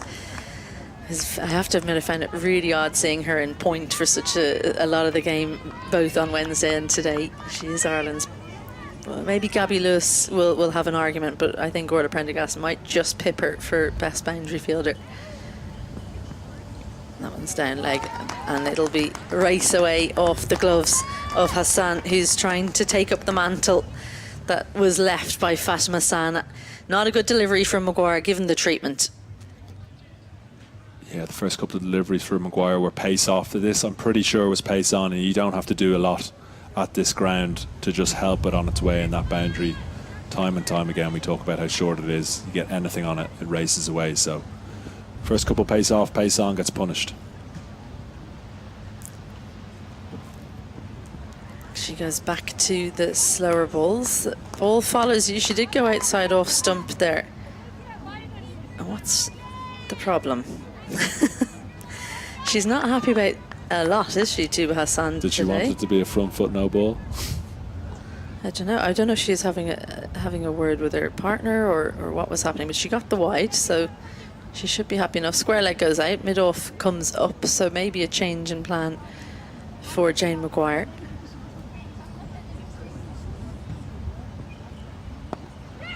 Fuller slower ball on this occasion, punched into the leg side, will just be 1. So useful start to the over. Our first 4 balls, just 2 balls remaining. Riaz has been watching from the non-strikers end. She's just 6 from 8, so she's the one that Ireland should probably try to be bowling to as much as possible for these final 8 deliveries, as they try to keep Pakistan under something that they feel like they can chase. Goes across to the off stump, and just nothing going right for Riaz. A little dot ball really helping things for Jane Maguire. Coming out today, you reckon Pakistan would have been aiming for 160, so they should probably be pretty happy with this, even though it's been slowed down ever so much. Yeah, I think so. I think 150 plus at this ground, you are right in the game. So you'd like to think they get to 165, 170 if they have a good last 7 or 8 balls. 7 balls. Dances down the track, doesn't beat Ava Canning, could be a chance. Just about gets back, so 2 dots to close out that Jane Maguire over. Maybe they would have liked to single off that one, Ireland, but it's going to be Hassan to face the final over. Pakistan 158 for 5 with 6 deliveries remaining. It's going to be Orla Prendergast. Absolutely no surprise that she takes the final over.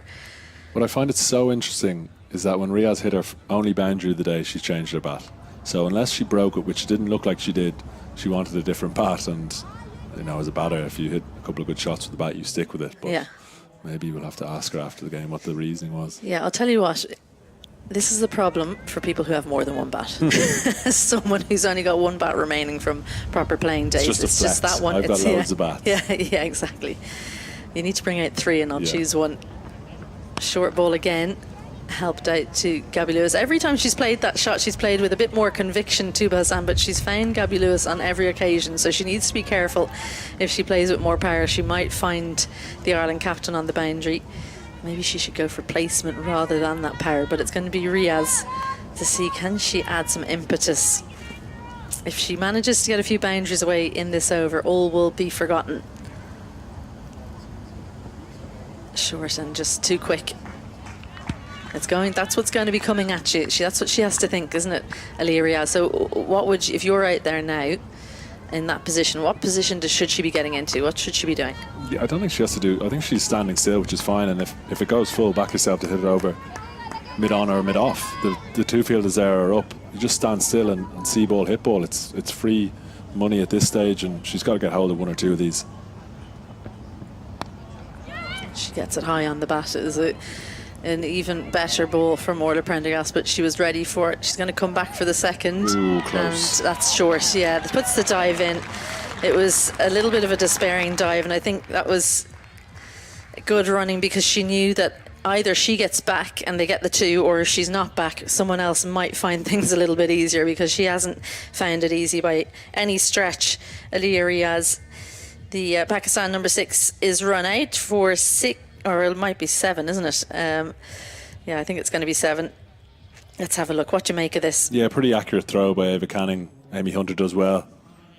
And yeah, out by a good bit. A really disappointing innings from Riaz. She just could not get going. And even when she hit her sole boundary of her innings, she just couldn't capitalise on that. And Ireland are coming home really strong here.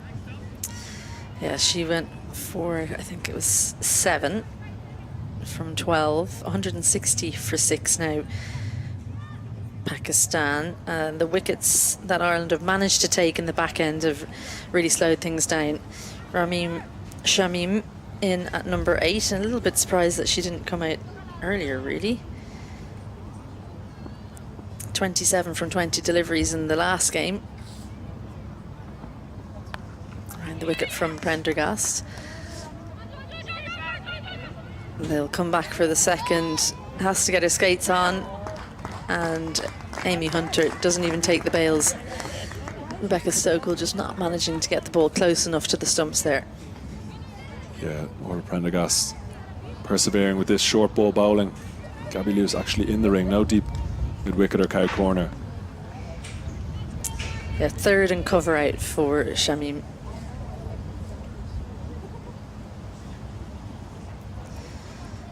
Interesting that she's decided to have 2 out on the offside for Shamim.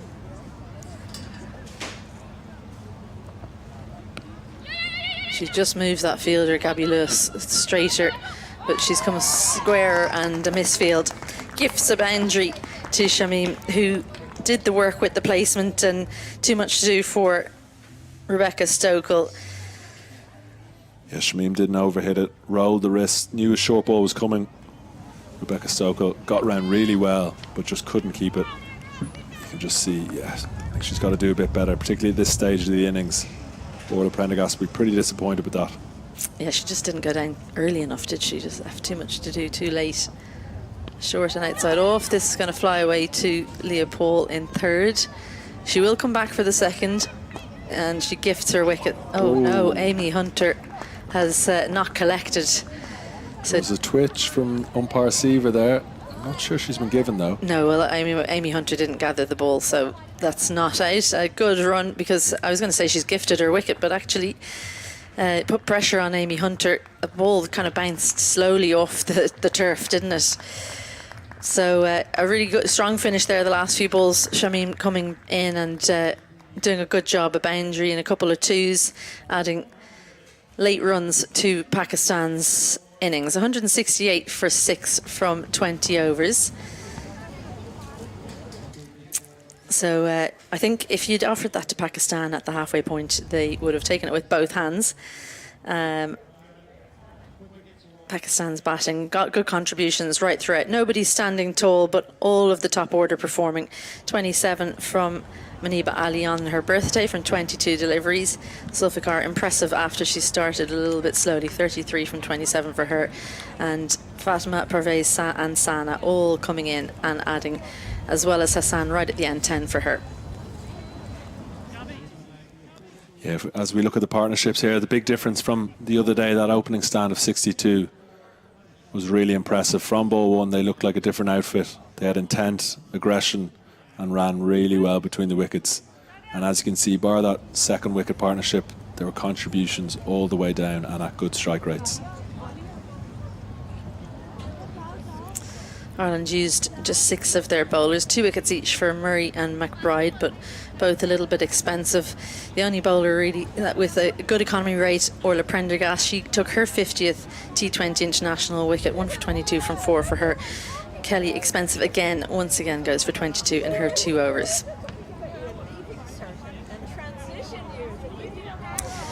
So the Ireland run chase will come up in about 10 minutes time. We'll get some thoughts for you though at the mid-innings break with Andrew Leonard and Celeste Rack.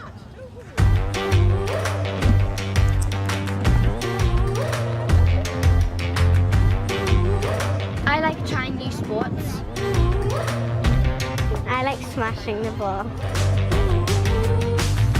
We got a t-shirt, a bag, a bat and a ball.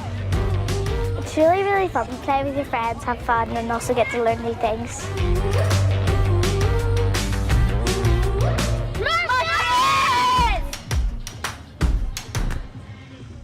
Seconds, degrees, millimeters. The smallest margin can make the biggest difference. At CERTA, we're committed to finding every efficiency, every edge to deliver cleaner, greener energy. That's why we're proud to support Ireland's women's cricket team as they continue to push the boundaries, and why we're committed to nurturing the next generation of talent, helping them to find their edge. CERTA. Find your edge. It's Wicket. It's cricket for girls aged 12 to 15. It's Wicket. Try out batting, bowling and scoring runs. Try it out with your friends. You'll love it. It's Wicket. Find out more and register now. So welcome back here to Castle Avenue at the halfway stage of not just today's game, but the halfway stage of this series, the 3-match T20I series between Ireland women and Pakistan women. Pakistan have bounced back after a pretty poor day with the bat 48 hours ago that consigned them to a 1-0 series loss in the start of the series. Pakistan have posted 168 for 6 thanks to plenty of efforts. Shawal Zulfikar, the top scorer with 33, 27 for Manib Ali and 31 for Natalia Parvez. Probably the 3 standout innings. I've got 2 former Ireland women's internationals alongside me, Celeste Rack and Isabel Joyce. Guys, thanks so much for joining us. Izzy, might start with you. Superb performance from Pakistan. Much more like it from them. Yeah, I think Ireland were a little bit shell-shocked, and I'm not really sure why, because Pakistan are ranked ahead of Ireland. Yes, they rely on their bowling, but they're a fully professional outfit. They weren't happy to lose the first game, as you can imagine. They showed a little bit what they could do with how they bounced back in the second half of their batting innings and showed some real resolve. So I think, Ireland, they looked shell-shocked, and maybe that cost them a little bit in some of the decision-making out in the field. Celeste, did Pakistan maybe arguably leave a few runs out there? They potentially did. When you look at the scorecard, there were a lot of contributors and great strike rates, but no one really went on and posted that big score that we were discussing before the game is imperative if you're going to go and win the game convincingly. Yeah, remarkable to think of a first innings total of 168 for 6 and the highest individual score, just 33. Izzy, talk to me as a captain. You're the former Irish women's captain. Gabby Lewis, still a very young captain. How did she respond out there to the pressure that Pakistan were applying on her? Yeah, I'm a little bit surprised that we didn't see maybe... I don't think we can call Laura Delaney a part-timer. Like, she started out as a bowler. I think that she could have been given an over. She's someone who really likes to step up under pressure. So I'm a little bit surprised not to see her, or Leah Paul, the left-arm spinner, just a point of difference, one of those two. And you have them in the team very much as all-rounders. So why you wouldn't turn to one of them, especially when Arlene Kelly just didn't look herself in her first over. She did get a second over. She hasn't looked like she's going to take wickets over either game, so I think we might not see her the next match. But yeah, I'm a little bit surprised at that, and I think we've really seen in the women's game, 4 fielders out, how difficult that was. And Pakistan really impressed me with how every time Ireland changed which fielder was in, they were able to score boundaries, whether it be over extra cover or over mid-off, whoever was in. Yeah, fully agree. I thought they targeted those pockets of space exceptionally well. What about the use of Orla Prendergast? She's obviously the trump card in probably any side she plays for, such as her ascent in the game. They've tended to stick with this 2 at the top, 2 at the end. Was there a lack of flexibility maybe, Celeste, from Ireland? It does seem to be their formula, and I would have liked to see Orla Prendergast come on in that 12th or 13th over where Pakistan were taking the game away from Ireland, and Ireland seemed like they didn't have a clear option. Orla Prendergast potentially would have been a really good option to bowl.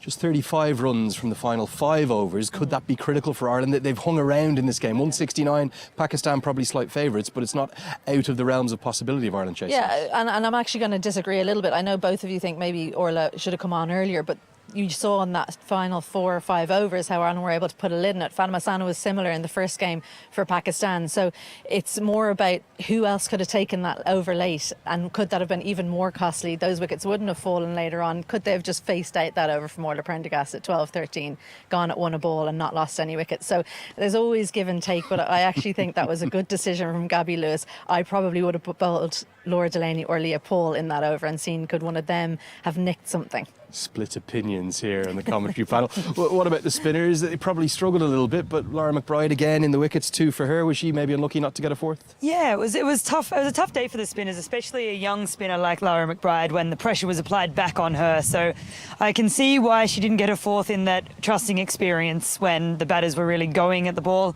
But that said, she did well to pick up the wickets, and she showed exactly how she can bowl well under pressure. Okay, is he 169 required? Ireland have done it before at this ground against even higher ranked opposition in the shape of England. Will they be confident in this chase, genuinely?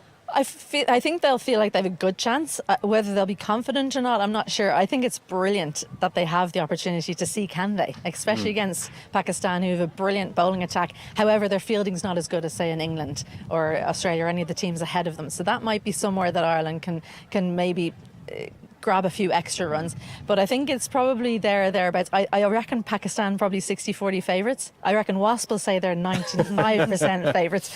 But yeah, Ireland have a very good chance. They do need a big score. And the only problem for me is they don't have as much experience in the middle order. And in a chase, that's what you want. You want experience in the middle order. They've got Laura Delaney in there, but yeah, it'll be a really good experience for them, and it'll be interesting to see how they go. Yeah, you have to remember 2 changes for Pakistan. One of them I thought played really well. Shafil Zulfikar, who made 33, her second highest career score, the youngster. What about the other change for them? Celeste Tuba Hassan, she's a leg spinner both you and I think a huge amount of. Yeah, I'm really glad that they put her in the lineup today, and it'll be interesting to see how she goes out there in these conditions. She does have the benefit of a really high score that they're trying to defend, and as a leg spinner, it is nice to have those runs on the board and see them attack you. Okay, both former internationals. No bias, please. In just one word, who's winning this match today? I wish I didn't have to say this, but I think Pakistan. What about you, Celeste? I don't have one word. Either team could win. No, you can't. You're not allowed. The odds would say Pakistan. Okay, well, the good news is Andy Valverde is holding the fort. From us, we'll hear from him in just a few minutes' time. Don't go anywhere too far. Ireland to make it a 2-0 series lead, and an unassailable lead will need 169. Maybe Pakistan, slight favourites at the halfway stage after a fantastic batting effort and a big bounce back from them.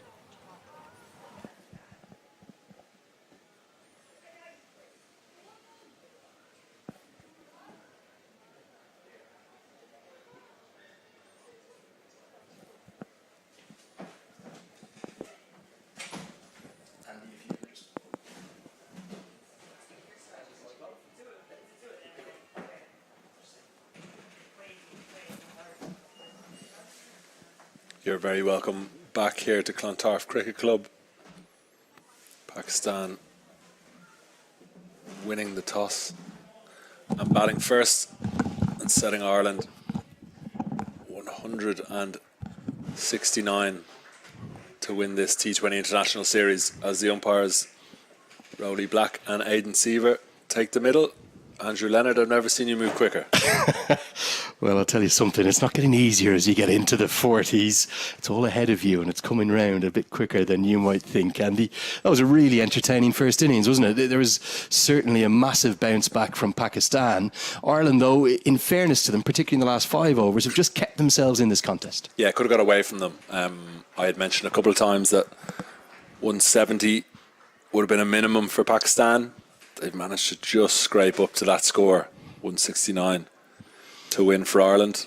I know you probably couldn't hear us there, just our mid-innings analysis, but there was a bit of a split opinion between myself and Celeste Rack. Felt as though Orla Prendergast should have been brought back earlier. Isabel Joyce felt as though that kind of stereotypical 2 at the top, 2 at the back end, right at the death with her skills was the right way to go. Which side of the fence would you have sat on there? Yeah, I can understand both arguments. I think at a point in that middle, you do need to get a wicket, and there are times where you need to just bowl your strike bowler, and sometimes it's, you know, sometimes in the first 6 could be going your bowler's way and you keep them on for an extra, you know, a third over out of the 4. But I think the way they pulled it back sort of maybe backs up Gabby Lewis's thinking.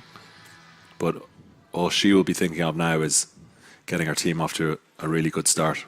It's highly likely to be a significant trial by spin in this second innings for the Irish batters. There's plenty of power up at the top of the order, but there's really only 4 frontline overs of seam that Pakistan are likely to bowl. They'll come from the captain, Fatima Sana, who has the new ball in her hand from the city end of the ground. And you can see Pakistan, including the change, Tuba Hassan, they're up and they're about. They have looked really enlivened after what looked a pretty poor performance in that first T20I. Ireland are left with it all to do. Pakistan certainly favourites, but this is a dynamic Irish side who will absolutely relish this opportunity to try and chase down a big total. What is the approach here in the first 6 for Hunter and Lewis? Is it as simple as hit as many boundaries as you can, or what are you trying to do? Yeah, I think it's no different to what they've been doing so successfully over the last number of months, particularly as this team has won so many games. You've got to attack the power play, not be reckless, but see the 2 fielders out of the ring as an opportunity to score and get ahead of the game. Amy Hunter was in fine form in the first T20 International. Gabby Lewis not getting the score she would have liked, but high-class players. The cream always rises. The first runs of the chase will belong to Hunter as Lewis gets through for an easy single.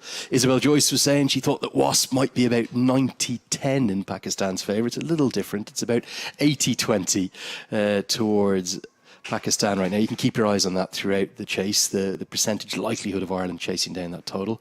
I reckon right now it's about a 1 in 5 shot, the statisticians. How much of the data and the analysts' work do you listen to in terms of the men's setup? Not a whole lot. No. I know you want me to say yes, but see ball, hit ball. Yeah, I mean there is a place for it in the game, and a lot of people do take that in. But I think for me, it's very much play it as you see it, adapt while you're out there.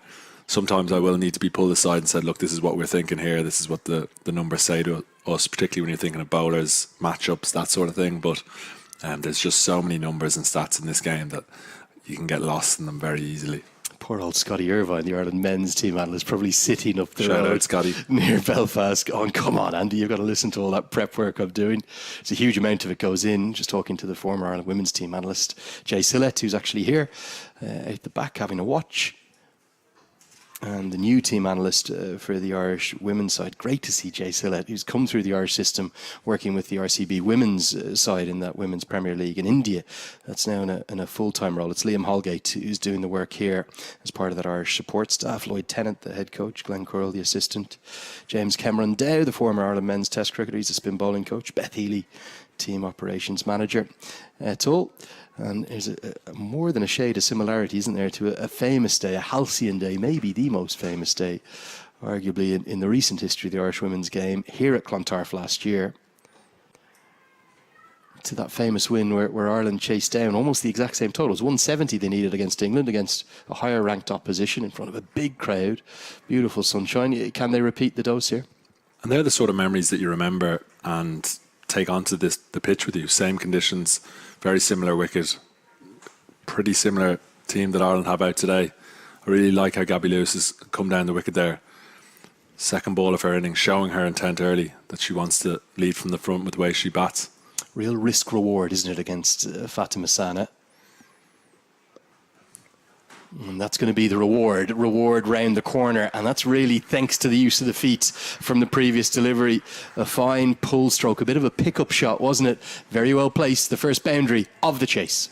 I think you said it, Lenny, by coming down the wicket, just puts Fatima off her length a bit there. She drops it a touch shorter and Gabby Lewis latches onto it, drops that back knee, gives her the room to flick that round the corner and absolutely races away, skips off this rapid outfield. You have to remember it's the same pitch as 48 hours ago, and very intentionally the Croatian team have left that bit of grass on it, so you would imagine it's going to get better and better. You may even play all 3 T20s on the same pitch. But Ireland certainly, to get in the mix of this chase, are going to need to get off to a hot start. 6 come from the first over. It is 6 for none. Talk to me about Pakistan's approach in defending this. Is it just simply a reliance on getting that scoreboard into play, getting the spinners to bowl as many dots as possible? Yeah, I think if you look at the first game, Lenny, then they managed to keep Ireland to 143. I know Ireland didn't have their best day with the bat. There was a lot of contributions with no big score, but I don't think they have to do a whole lot different. I think they were pretty good with bowling in the field in the last game. They've got the number 1 T20 international spinner in their team. I'd be really interested to see if there's a bit of turn here. We saw a couple of balls from Cara Murray in the first innings threaten to turn. And I think if anyone's going to extract spin on this wicket, Sadi Iqbal is going to be right up there. I think what we're probably likely to see in the second innings is significantly more control from the Pakistan spinners than what Ireland showed.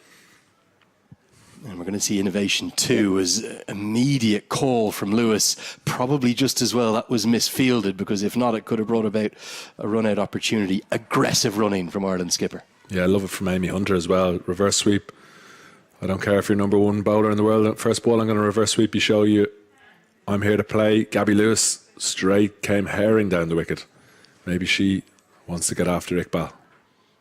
Yeah, it was Rameem Shamim, who we'll see with her off breaks, who wasn't able to pick it up cleanly. If she could have and got the throw to the non-striker's end, might have been interesting. Lewis got a good one the other day. Really exceptional piece of bowling, a nip backer from Fatima Sana.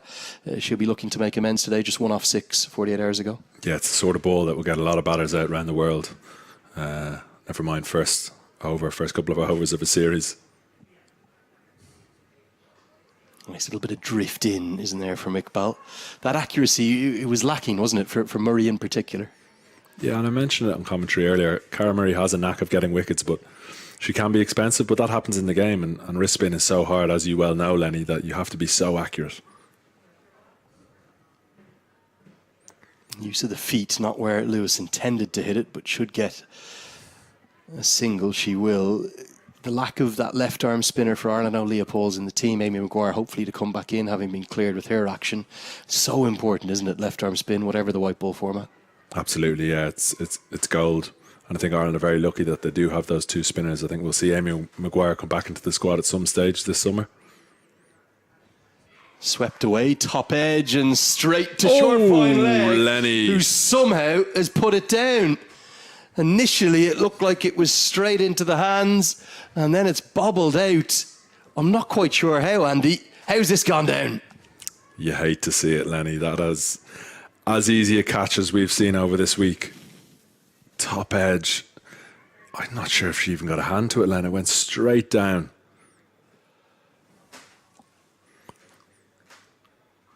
Swept, and the ball follows young Iman Fatima. You have to feel for her, don't you?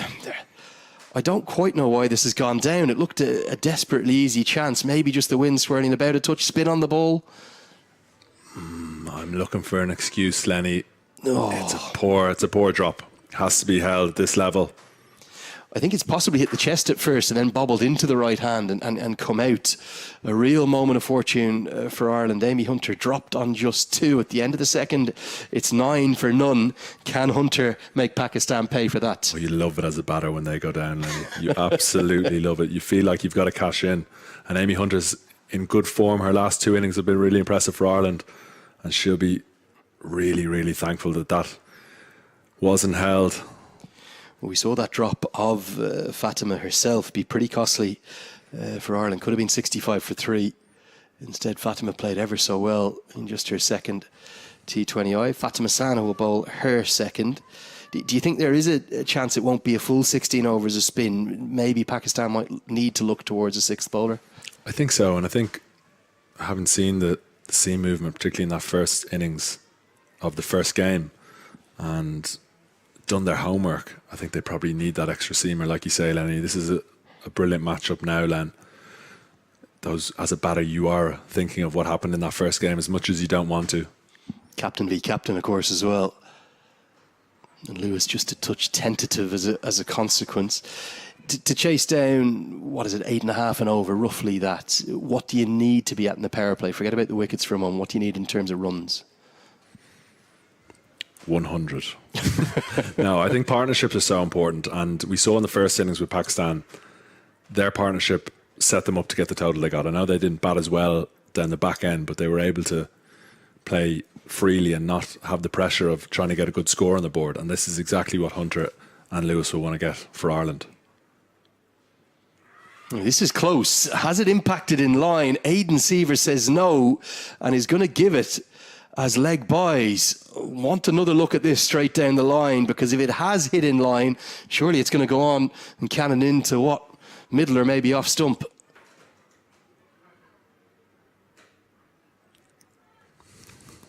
Outside the line. Yeah, outside the line. Good I think it's a decision. good decision. Really good decision. Again, often you'll think of, because she's playing a stroke, if the impact is outside the line, it cannot be given or should not be given out leg before wicket. But just felt with that angle in, Lewis certainly running the risk there. Yeah, I like the option. It's the shot that I play. Particularly at this ground, you get value. But you can see both batters are just sort of looking for something. They want to get that one out of the middle to get their innings going. And that can... We mentioned in the first game about the pressures of an opening batter. When you face a certain number of dots and you do feel that pressure, the feel comes up, particularly in a chase. There is that just bit of added pressure. But these two are such good stroke makers that it won't take long. It'll take one good shot from the middle of the bat and they'll be up and running. But it's good bowling, good tight bowling. Yeah, both to me right now, Andy, just looking as though they're trying to overhit a tiny bit. That's a better stroke. It's just a touch stroke. She's going to get good reward. Won't be a boundary, but it will pick up a couple.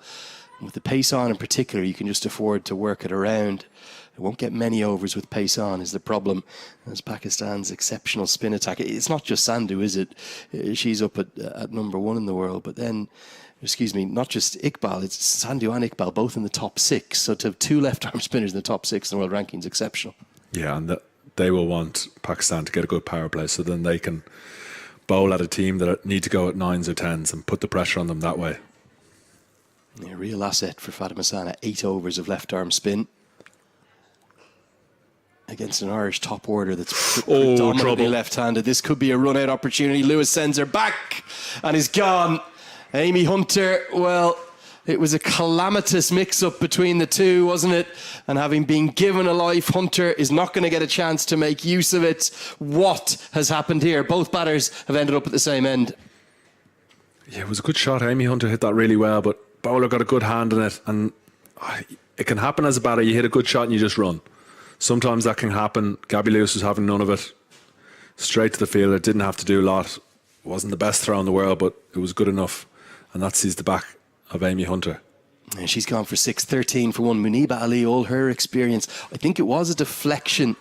I'm not sure whether we got that right, actually. It's Ayman Fatima, and only just out. The throw was wide, but Muniba Ali, the keeper, who has done more than enough to get back and get those stumps run out. That's a calamity, isn't it, for Ireland? And, well, I'm not quite sure where the error lays. Is it 6 of one and half a dozen of the other? Yeah, I mean, if we can see it again, I think Gabby Lewis hits the deck to an extent. She's worried about being run out the non-striker. She's seen a bit of a deflection and she's not on her feet. So Amy Hunter's come herring down and Gabby Lewis simply can't run. She's not on her feet. And yeah, like you say, Lenny, it's a dreadful run out and unfortunately gives Pakistan a wicket. You can see Gabby's just on her knees there. She's in no position to run, and Hunter probably hasn't reacted as quickly as she could have, and well, credit to Muniba Ali. The throw was wide, but she did enough. And well, the last thing you need in a chase that's certainly somewhat over par, we reckon to be over par, is for a run out, and that's exactly what Ireland have gifted Pakistan. Credit to them, and credit again. Fatima Sana has this knack of making things happen. She won't appear in the scorebook, will she, in terms of her assist to that run out? But if she doesn't get a hand in it, I don't think that run out occurs, as we'll see off spin now with Rameem Shamim coming into the attack. An immediate change. Maybe not the change we would have expected. This, of the 3 spinners, the 3 frontline spinners, this would be one that they'll look to target? Yeah, I think so. I think Gabby Lewis will like I said in the last over, will be itching to get that first boundary away to get her going. Both mid-off and mid-on up, but instead she pierces the gap in the covers. Well, that's a glorious stroke, one of her favoured zones. A second boundary for Gabby Lewis, a stroke of real quality. It's exactly the ball you want from an off-spinner. With that field up in the offside, outside the line of off-stump, half volley, Gabby Lewis is too good a player to be bowling that delivery with that field. And that could be the shot that gets her going. Perplexing change of bowling, given that you've got the left-arm spinners with the control in the power play to be able to bring it away from the two right-handers. And instead they've gone to the off-spinner. Not quite sure whether there's a data matchup, maybe something with Orla Prendergast's game early in her innings. But that's the change that Fatima Sana has gone for. And Lewis will try and take her on. Back-to-back boundaries, mid-off and mid-on up in the circle, as I was saying. And that's probably an even better stroke than the previous one. Just stands tall, hits through the line, doesn't come down the wicket, tossed up, brilliant shot. Collapses that back knee just to give her that bit of space to get it up and over. But back-to-back boundaries, exactly what the skipper will want. And that's to assist the elevation, isn't it, in the stroke? Very good batting, great skills from Gabby Lewis. She'll need to have great strength of mind as well, won't she? Because she'll, even if she doesn't feel as though it's completely her fault, she'll feel some responsibility for her role in that run out of Hunter in the previous over. Better length this time. Lewis checks it down into the leg side. Think of a second, but Prendergast happy to get on to strike for the first time. Gets a thumbs up from her skipper. Don't want to lose 2 or 3 in the power play, Andy. No, particularly not with the way this Irish batting lineup is set up. 2 or 3 of their more senior batters in that top 3 or 4. A lot of runs, particularly these two out in the middle now. Key partnership for Ireland if they're to chase down this big total. Whereas the inverse for Pakistan, they're thinking, hold on, we saw the collapse in game 1. If we can get into this middle order, we think we can get a stranglehold on this game. Tell us a bit more about Prendergast as she gets off the mark. She's a club mate of yours at Pembroke. She's a fantastic athlete. Yeah, she really is. And, you know, as a Pembroke member, we're very lucky to have her. She's obviously had a really tough summer with the loss of her dad, Peter Prendergast, a great Clontarf member and a great Pembroke member. So a great man. Yeah, and a great man. But she, yeah, like you said, Lenny, shot. Swept around the corner, protection out there. It'll be a single, gets us to the end of the 4th, 24 for 1. Yeah, just an all-round sports person. She was brilliant at football growing up, and I think we're just very lucky to have kept her in cricket. And I think if this team is going to have success going forward, which I've no doubt they will, a lot of it will be down to players like Orla Prendergast. And these are the players that all the young boys and girls around this ground are looking at and getting inspired to play the game of cricket. You look at her conditioning, her strength, her physique. She's kind of almost, if you look at the best women's side in the world for the last several decades, maybe in history has been Australia, she kind of looks like she's cut from that cloth. Yeah, and being an all-rounder, particularly a bowling all-rounder, a seam bowling all-rounder, it's taxing on your body and there's a lot asked of you. But every time she's asked, she seems to deliver. Incredible to think, just still 23 years of age as well. Such a promising young side, this Irish one. And the trial by spin is going to come from both ends now. Fatima Sana will take herself out of the attack. We'll see left arm spin in the shape of Sadia Iqbal come in from the City end of the ground. Just one more note on Prendergast. I touched on kind of that physique that she has. How much of an inspiration would someone like Kim Garth have been on her, who's the former Ireland international now, gone on to play for Australia, a Pembroke member again? Yeah, we don't want Orla going to play for Australia, though. Well, obviously not.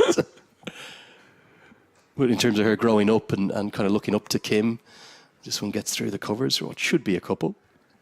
Yeah, I think so. You need role models in every sport, and I'd naturally be biased being a Pembroke. I was fortunate to have role models growing up, and part of the job as being an Irish cricketer at your club is to inspire young kids to want to take up the sport and be the next Orla Prendergast, Gabby Lewis.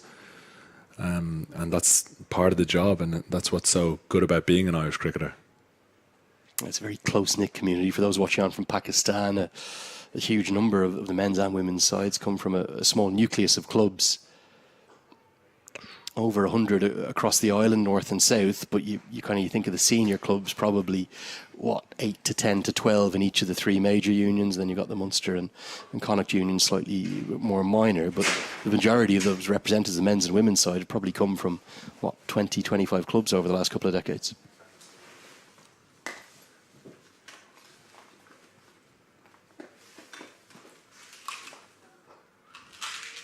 This is the challenge. The dot ball counter now to Pakistan spinners.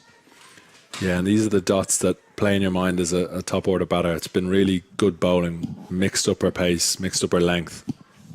You can sort of sense that something is ticking here with Gabby Lewis. Good stroke. That'll get good reward. Always get good reward. Straight down the ground at Clontarf. Had to be pretty precision in the stroke. Gets it over the head of the bowler and splits mid-off and mid-on perfectly. Yeah, I had a sense that something was going to happen this ball, and Iqbal just gives it that bit of extra flight. Lewis is so good from the crease. She doesn't do a whole lot, but just hit it back down the line. And straight down the ground is a safe place to hit in Clontarf. You will see Prendergast use her feet a bit more than Lewis does. That means that this partnership could operate nicely in tandem together. Required run rate, Ireland just need to keep an eye on. It's over 9 runs and over already, as the Wasp continues to give Ireland about a 20% chance of hunting this total down. Final ball of the 5th, still just the 2 fielders outside the 25-yard circle, both in the deep on the leg side. It's a good hand from Iqbal. Will keep it to 8 runs from her second over. At the end of the 5th, it's 30 for 1. So Ireland laying a foundation. Current run rate 6. Required run rate creeping up every delivery that they don't score at least 1, if not 2. It's nearly at 9.5. But these two won't be too worried about that. They've also faced some overs from the top bowlers for Pakistan in Falmasana and Sadi Iqbal, who's now going off the field for some treatment. Well, Celeste Rack, what do you reckon? You said that the stats would say Pakistan. They certainly do. The Wasp says 79%, I think, at the moment in their favour. We'll come back to that. Shamim continues for the final over the power play. A bit of a surprise that she's going to stay on. Yeah, definitely, especially after she got hit for 11 off the last over. Quicker through the air. They're long on and mid-wicket, the 2 out for her this over. She had 2 out on the leg side for Lewis, who is a very good sweeper of the ball. You don't generally see Orla Prendergast sweeping, but she is very good over mid-off. Targets that area now, straight down the ground. Just a little bunt. Doesn't need to try and hit it too hard. The placement was there. The gap was there. She takes it. And that area of the ground is where I find Orla Prendergast is strongest. So of the 4 fielders, 2 fielders that you can have out in the power play, personally, I'd like to see one out there from Pakistan's perspective, but she's hit that really well, come down the wicket, used her feet. And that's another area she's very strong, is through point, but manages to get down there. Does the fielder, keeps it to 1. Sidra Amin, she was excellent in the field the other day. She continues on that trend today. This is the matchup Ireland probably won. Orla Prendergast, yes, she's good against the spinners, but she's still early in her innings. Gabby Lewis has been there since the start. Finds the fielder. Oh dear, that's not what Ireland will have wanted. The fielders were up in mid-off and mid-on. She manages to find mid-off, doesn't get the elevation required. A little bit too full for Gabby Lewis to get it over the head of mid-off. And now the second opener goes. Pakistan get the big wicket of Gabby Lewis for 21 from 22 deliveries, just 4 boundaries in that. And Ireland in a little bit of trouble now, 35 for 2. Huge wicket for Pakistan.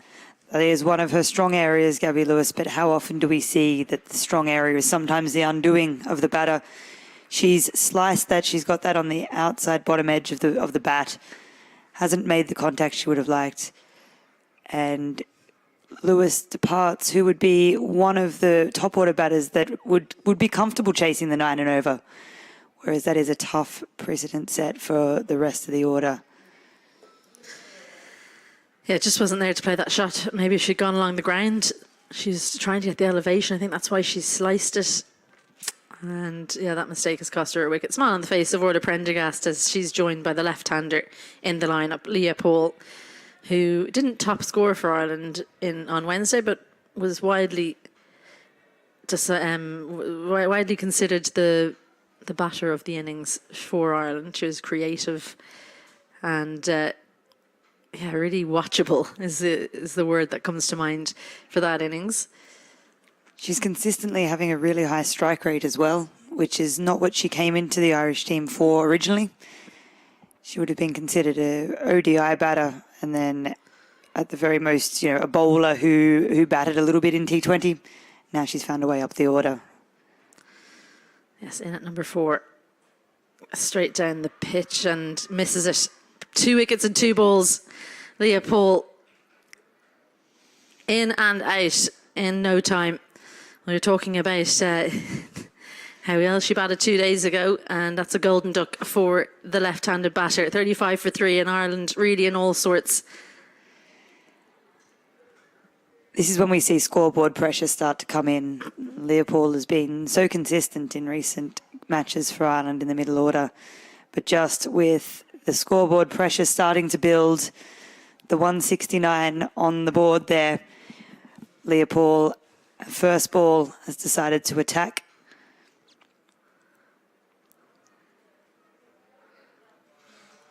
And that's gone between bat and pad. Just left a little bit too much space. It's very good length to Leopold. Yeah, just almost yorked herself. Well, it wasn't quite yorked, but she just cramped herself for room. Trying to get her hands through the ball. It was too tight for that. I think it was the arm ball from the off spinner. Laura Delaney comes out at number 5 and it's a hat-trick ball.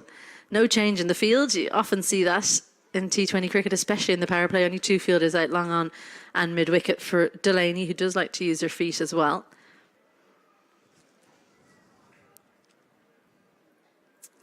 I reckon that might have been another arm ball. She's basically bowling seamers here. She is. That was pretty much exactly the same ball that got Leopold the ball before.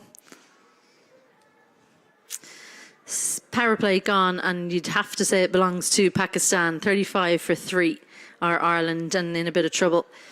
Pakistan will be delighted with how they've started off. Gabby Lewis looked good early, 21 off 22. But other than Lewis, Hunter, unfortunately for her sake, run out 6 of 8. And Leopold, first ball dismissed. Bowlers have been good. Yes, Shamim was taken down in her first over, but she came back very strongly. 2 wickets, that of Gabby Lewis and Leopold, and just 2 deliveries. Sana and Iqbal also good, just 9 runs from each of their 2 overs. Good economy rate. So the job done really for Pakistan in the power play, you'd have to say, and then it's going to be death by spin because they've swapped a seamer for a spinner in Tuba Hassan. We're not going to see her yet. We're going to see Nashra Sandhu, who is very difficult to get away. Bowled 4 overs, 1 for 21 on Wednesday. And she'll bowl more slowly through the air than Sadia Iqbal, who tends to go up and down with her pace. Outside the power play now, 4 fielders going out. They've gone for long off, long on, mid-wicket and square. So the gap is through the covers. And that's where Orla Prendergast tries to target. She's usually so good at missing that point fielder, but picks her out impeccably. The lack of pace with Nashra Sandhu makes her hard to play, and the fact that with being a bit slower, she can challenge both sides of the bat. She can skid the ball on as she has there to the right-hander, or she can turn it past. Prendergast dancing down. She just punches it. Doesn't get the hands right through it. She wasn't quite there, so makes sure to just get down the other end. And this is important, I think. Laura Delaney sometimes can chew up a few dot balls early in her innings, especially when she comes in against spin. So how she goes early in her innings here could tell us a lot about what the outcome of the game is going to be. And the sign of a very good in-touch in Nick, Laura Delaney, is her using her feet and punching down the ground from ball 1 rather than trying to get back off a good length. Gets on the back foot. I think Pakistan do know her very well because Laura Delaney would have been one of the players that they have a lot of intel on from back when Ireland used to play Pakistan ad nauseum. So they know that she's good down the ground. She is good on the cut shot, but not a lot of width on offer there. And this is what Sandu is so good at. She just races through her over, and before you know it, you faced 3 dot balls out of 4, and that required run rate is going to be leaping. It really doesn't take many dots for it to start increasing. Then the track, there you go. Celeste Rack, the feet are moving. Orla Prendergast doesn't push on that occasion. I reckon that's a fielder and a position that Ireland need to start trying to see if they can get 2. But they just get the 1. 7 overs gone, 37 for 3 Ireland. Yeah, that required run rate up above 10 now. So just with 1 over, that's quiet. It's when it starts to creep up towards 2 runs a ball that things start to get really difficult for the batting team. You really want to avoid that as much as possible. Yeah, absolutely. And I think for Ireland, with these two at the field spread, the sooner they can decide, right, we're going to try and run all of our 2s and see what boundaries you can get, the better. Beautiful conditions here in Clontarf. The sun is out. So if you're coming down for the second half of this game, make sure you bring the caps, the sunglasses and the sun cream. I hope there's been some sun cream passed around there at the pavilion at Clontarf. Tuba Hassan into the attack, the leg spinner for Pakistan. She's come into the team.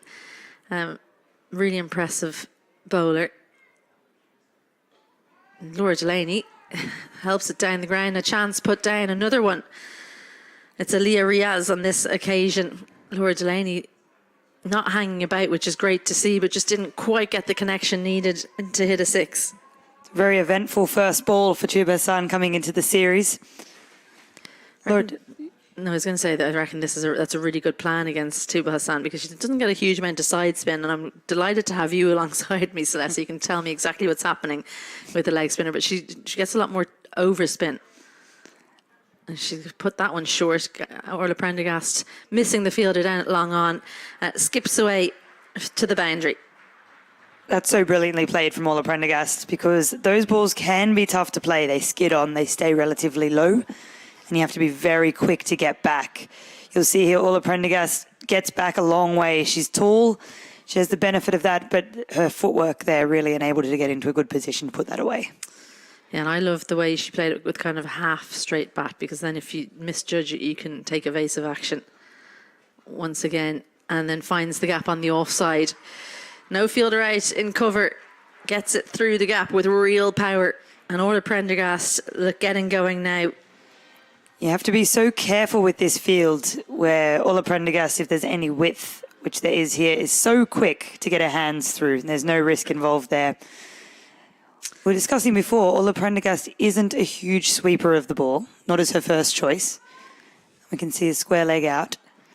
Is that for the bad ball? Do you reckon a full toss? Is it that field is set?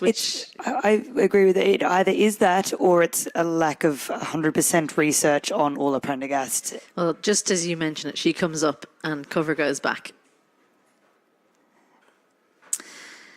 I was going to say, when Tuba Hassan came on, such an impressive bowler, but when we saw her a couple of years ago up in Breedy, when Pakistan were over here and Australia were over, I thought that was when she was at the height of her powers. Since then, that one's very full to go on the back foot too. Since then, she's probably not been quite as good. Do you think, and maybe I'm being unfair on Fatima Sana here, I don't know her and her captaincy very well. I don't know what's going on outside the camp. But sometimes can it be, if you feel like a captain doesn't back you as a leg spinner, maybe it can be more difficult, because she's been out of the team quite a lot. Potentially, yes. And I do think sometimes having a really strong spin attack that you're a part of is brilliant, because it lifts you to be better. But sometimes it does make you bowl something different to try and find your way into the team. Tuba Hassan here is bowling flatter, quicker and more into the pitch than what we saw last time. She was never a big side spinner of the ball, but she did vary her pace a bit more than this. So field for Delaney is that mid-on is inside. They've decided to put square leg back. So Delaney tries to target that area straight away.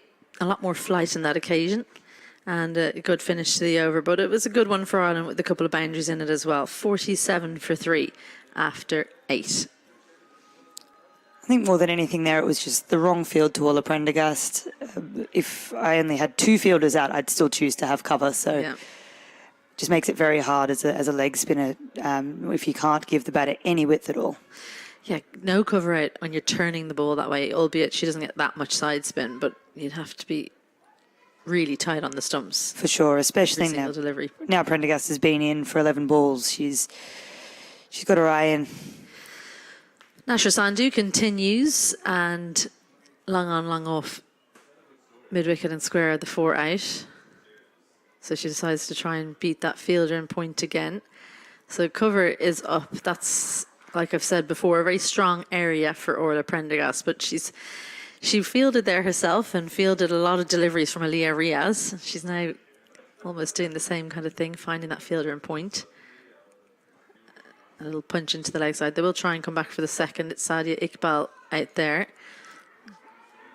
Nashra Sandhu. I was going to say Nashra Sandhu is going to have to bowl that delivery with that field constantly into leg stump, angling across the batter. Yeah, she's a bowler who tends to bowl for your mistakes, put pressure on, and if Orla Prendergast tries to hit that for 4, it'll be high risk. Laura Delaney's field stays the same for her.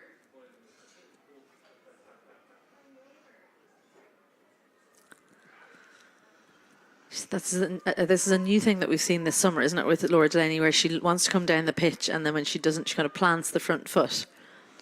How can she get out of that, do you think? She gets stuck there, doesn't she? There's the sweep shot. She's added that to her game. She'll be delighted that came off. She's been working really hard on that for a couple of years, and great to see her able to choose the right delivery, execute, and get off strike. That's brilliant, and does make her a whole new dimension, especially as we've discussed in women's cricket, you can only have 4 players out. If you can hit that 5th area,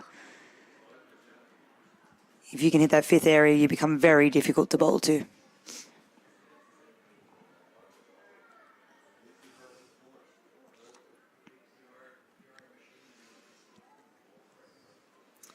Prendergast down the pitch, just punches it down to long off. I think they're going to try and come back here. If it was, and no disrespect to Laura Delaney, she is quick, but she's just not as quick as Orla Prendergast. I reckon if it had been Prendergast at the non-strikers end, she might have been able to get back for 2, but Hervey's as well. Even with Laura, Laura Delaney is much quicker than I ever was. I still think there's potential for 2 there at this stage of the game.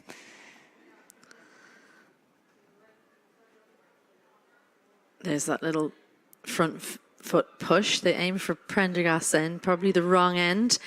That's good from Ireland, just pushing the single, but a good over for Pakistan. Just the 4 singles in it. The 50 came up with that single down to long off. 9 overs gone, Ireland 51 for 3. They need to get going in this chase. Delaney 4 from 9, which is the intent's been there. I will say that it's not been blocked, maybe one or 2 that she's blocked, but by and large she's either found the fielder with a strong shot or she's been trying to go for a strong option and it hasn't come off. That's it. It's different. It's a different 4 from 9 than no intent. And in fairness to Ireland, Pakistan spinners have been hard to get away. Yeah, really hard. They've asked a lot of questions. Tuba Hassan's probably been the one that struggled the most, but she's got a better field now. Cover is out long off, mid-wicket and square. But Laura Delaney able to hit that 5th area that you've been mentioning, Celeste Rack.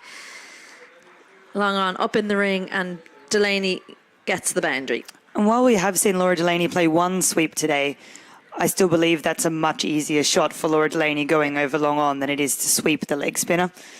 So she sees that mid on is up, and she's played that extremely well. She's got through the ball. She's used her feet well. But yes, much easier area for Laura Delaney to hit. Use their feet. Orla Prendergast will look to come back for a second. I think it's Nashra Sandhu down there, though, and she's one of the best for Pakistan. So definitely just 1, but good couple of balls for Delaney. And I totally agree with you about Laura Delaney. You and I know her better than most, though. So we know long off, long on are the first 2, maybe cover you'd put out first. But yeah, she's so strong in the V. Orla Prendergast finds that fielder in the deep. Has to just wear one. It is so difficult out there to tell if it's going to just scoot along the ground or if it's going to pop up like it did just there. It's a good start to the over for Ireland, but they need to go about the same in the second half of the over and every single over if they're going to chase this down. Hassan seems to be the bowler that they need to target. Nice shot from Laura Delaney. Sends it forward of cover. Great power as well. Gets the hands through. Beautiful stuff from the former Ireland captain in a new spot at 5 and making it her own. It's such a great shot from Laura Delaney. She's used her feet so well. And you can see what good touch she's in at the moment. Made the ball the exact length she wanted.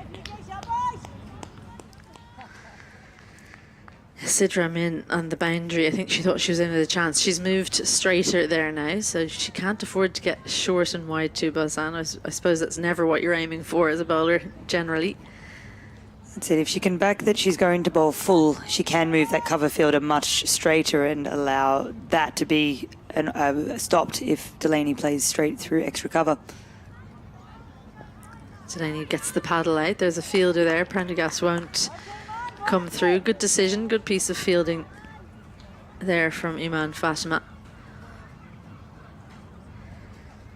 And stayed in the road there, Laura Delaney. She sometimes can move to the offside and get herself in trouble, but she did well. Leading edge, and it falls safely. So an eventful couple of balls there. 2 boundaries, 2 singles, so still not quite enough for the required run rate, but a decent over nonetheless from Ireland. Halfway through the chase, they're 61 for 3, and they need plenty more if they're going to make this 2-0 in the series.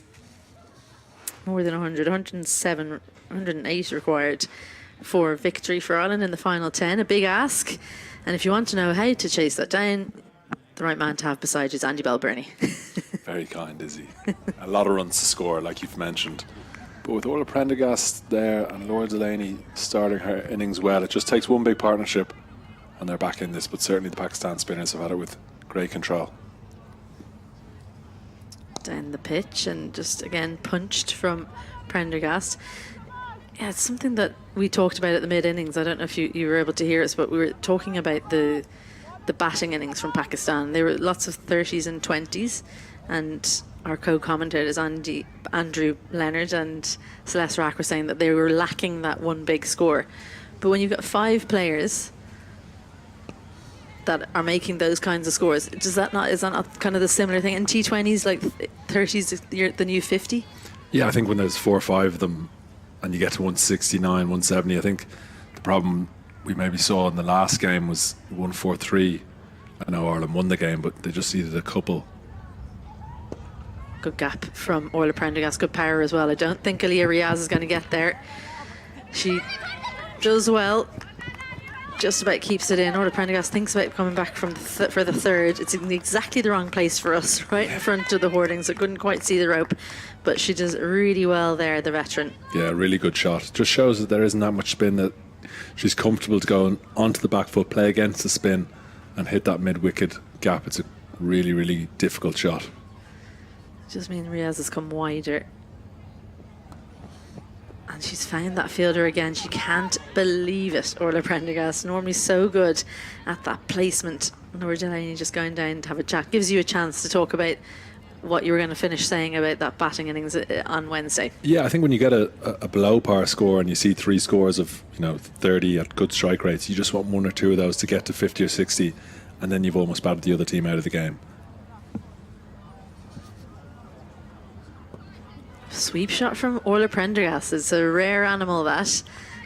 Good in the deep from Sadia Iqbal. Not known for her fielding, but she's actually, I reckon she's really worked on it. She's looked good this tour. And what will give the Irish camp such confidence is that when Ireland beat England last year at this venue chasing a similar score, Orla Prendergast was the batter out there in the middle. Yeah, she had Leah Paul with her a lot of the time in that occasion. Laura Delaney benefits from a misfield, a very rare beast from Nashra Sandy, but it's a really good over once more from her. Just the 6 runs in it, 11 gone, Ireland 67 for 3. So 9 overs to go. They need more than 100 to win. It's a really tall order, and against such a strong spin attack as well. Yeah, and you don't want to leave too many runs towards the back end. When you've got 2 set batters, 2 senior batters, both with starts. Orla Prendergast on 23, Laura Delaney on 15. The next 2 or 3 overs, one of them probably has to take it on. I'd imagine that might be the chat that they are having out in the middle. Well, what they have is someone who hasn't got a huge amount of international bowling experience under her belt. Natalia Pervez comes into the lineup, the other seamer in the lineup. They're taking Diana Baig out. She's on the sidelines, so they need someone else to step up. They usually just go with 5 bowlers, so this is a little bit of a departure for them. She was kind of more of a bowler.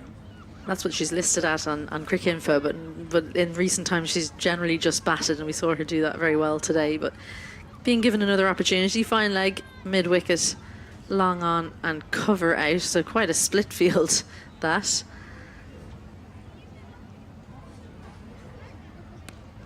Starts with a short one, and out in the deep. Brilliant anticipation from her. Yeah, when a part-time bowler comes on, you've got to target those overs, particularly when you're chasing a big score. You need 100 to win. You can't just let her bowl and go for 7, 8. They've got to go for 10 plus. She's got the headband on. Bit of a Andre Agassi about her.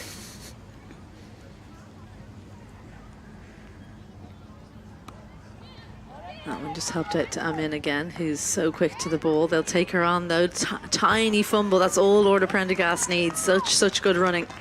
And she's so quick. The minute that ball was fumbled, she was gone, and not even a threat of a run out. Good batting. Yeah, and as Laura Delaney just gave the thumbs up, she's at the non-strikers end. She knows who she's batting with, so you have to. It takes Orla Prendergast being that fast, and the person at the other end, Laura Delaney, knowing that that's on the cards.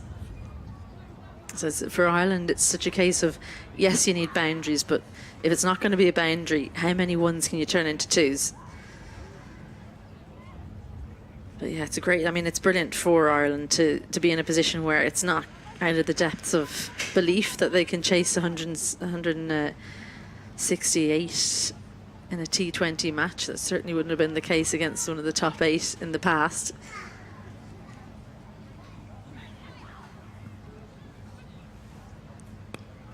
Oh, a little change up, I think. Really good bowling. And when you look at it from the bowler's perspective, because I know you like to roll the arm over every now and then, especially when you're not captain, put the pressure on the captaincy in club cricket. I'm saying not in internationals, but for her to grab the opportunity that she's been given and try and bowl a good over, maybe even take a wicket and say to the captain, I am a bowling option.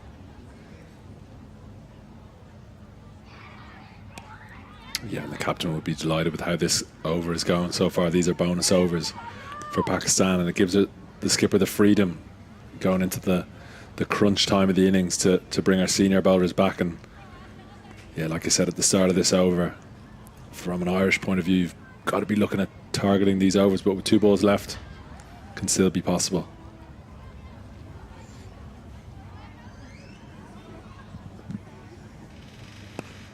Orla Prendergast takes her on. That's 6 all the way. Don't even bother running. She doesn't. That's what Ireland needed. Part-time bowler on. Take her down. I literally just spoke about how these overs are crucial if Ireland are going to chase this total. Orla Prendergast times the ball so well. Long levers in the slot. No hassle. As straight as you like. Half a dozen.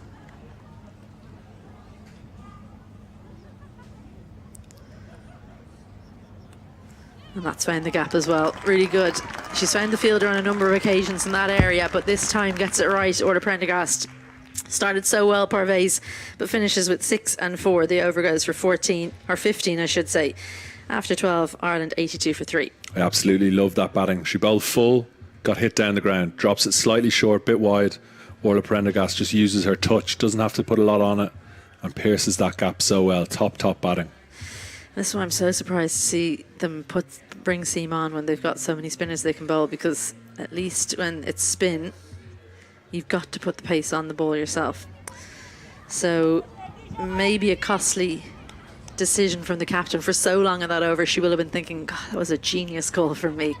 And then the last 2 balls just ruined it. And before that 6, I was just going to say she's doing so well bowling to this field, bowling into the pitch, and then she just snuck one full, and Orla Prendergast pounced. Sandy to bowl her last.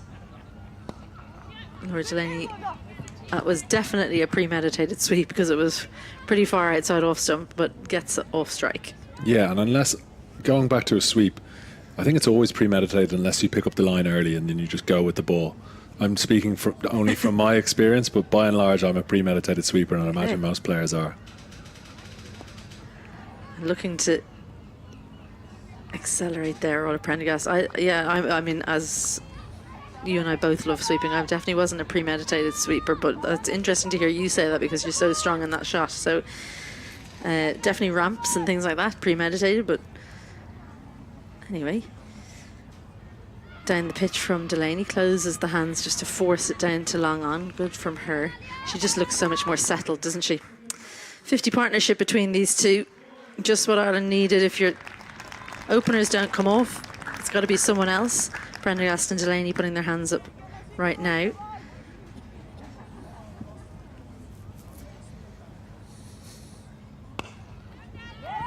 Yeah, and just quietly, this has been a really good spell from Sandhu. 169 on the board. And none for 15 with 2 balls to go.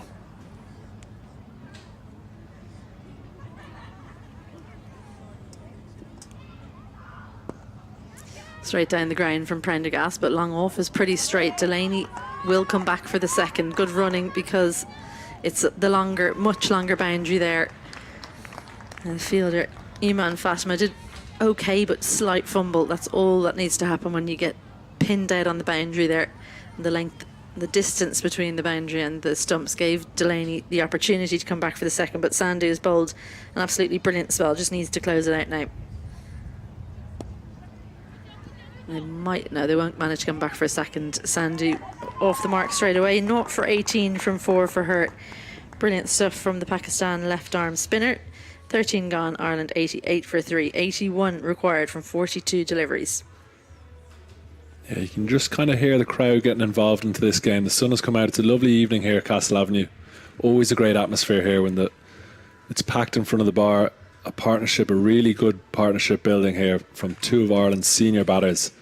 And you get a sense that if the next 2 overs go Ireland's way, we could be on for a bit of a chase. Yeah, who's going to panic first?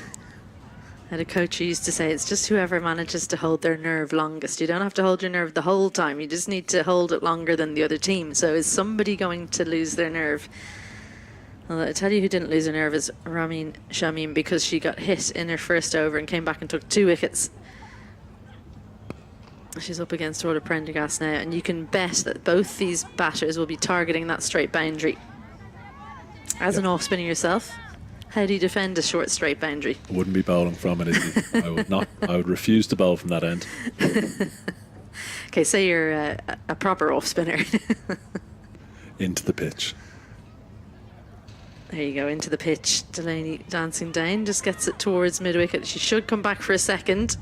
Good running from Prendergast. Has to get the afterburners on, but gets home safe and sound. Yeah, Prendergast wanted 2 straight away, and she's so athletic, so quick. Turn and went, running at the danger end, but made it home quite comfortably. Good batting from Lord Delaney.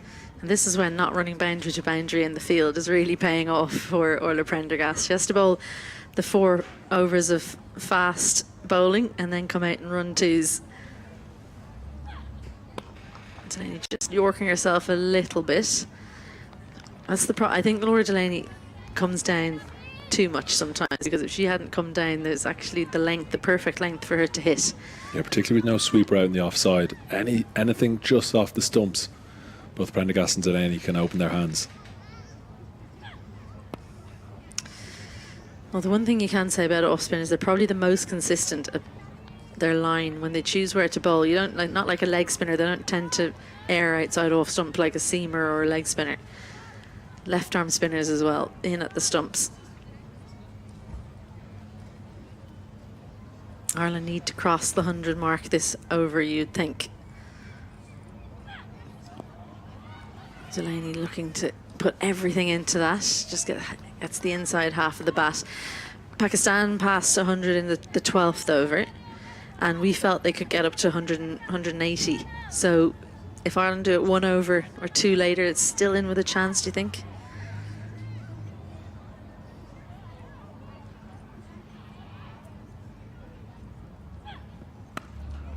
Prendergast down the pitch. Good hand. Did she get a hand on that, the bowler?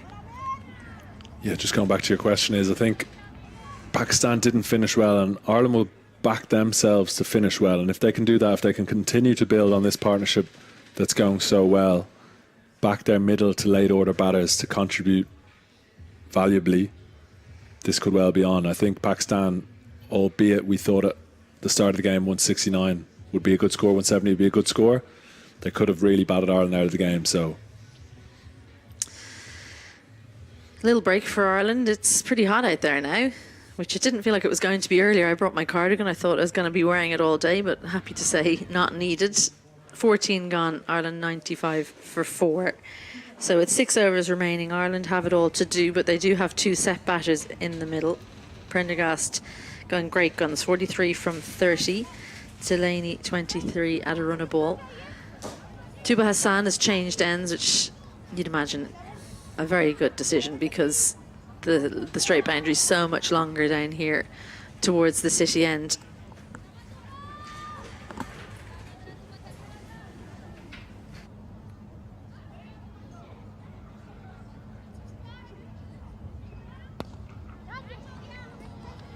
Short and all the way for 6. Tuba Hassan just stuck in the hand there. Head goes to the sky. Is this the over that Ireland are going to target and really make Pakistan pay? Who's going to blink first? yeah, it's a bad delivery. She knows it herself, as you said, is eyes to the sky, dropped short, bread and butter for Orla Prendergast.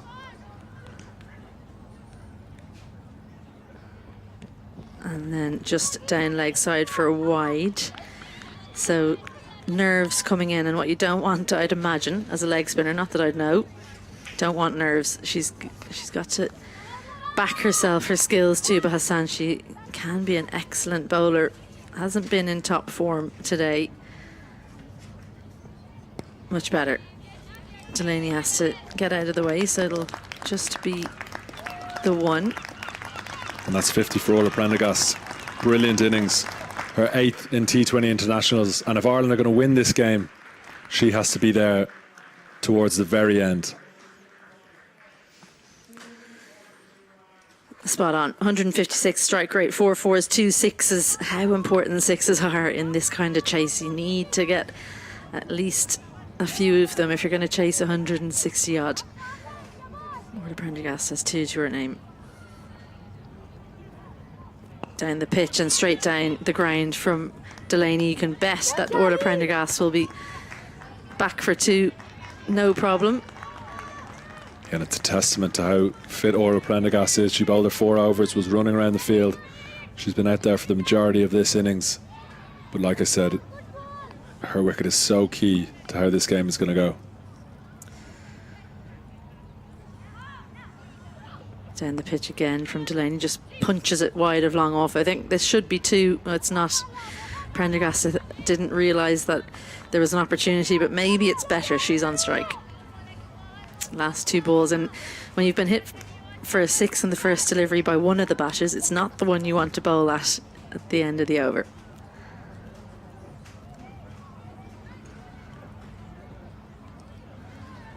Well bowled. Really good comeback ball that from Tuba Hassan, just trying to get out of her over.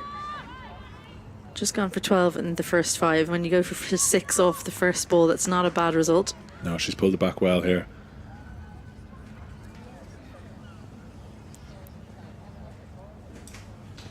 Big full toss, gap on the leg side. Laura Delaney, 1 bounce 4. Started with a 6, ended with a 4. Big over for Ireland. Yeah, great shot that from Delaney after 15 overs. Ireland 111 for 3.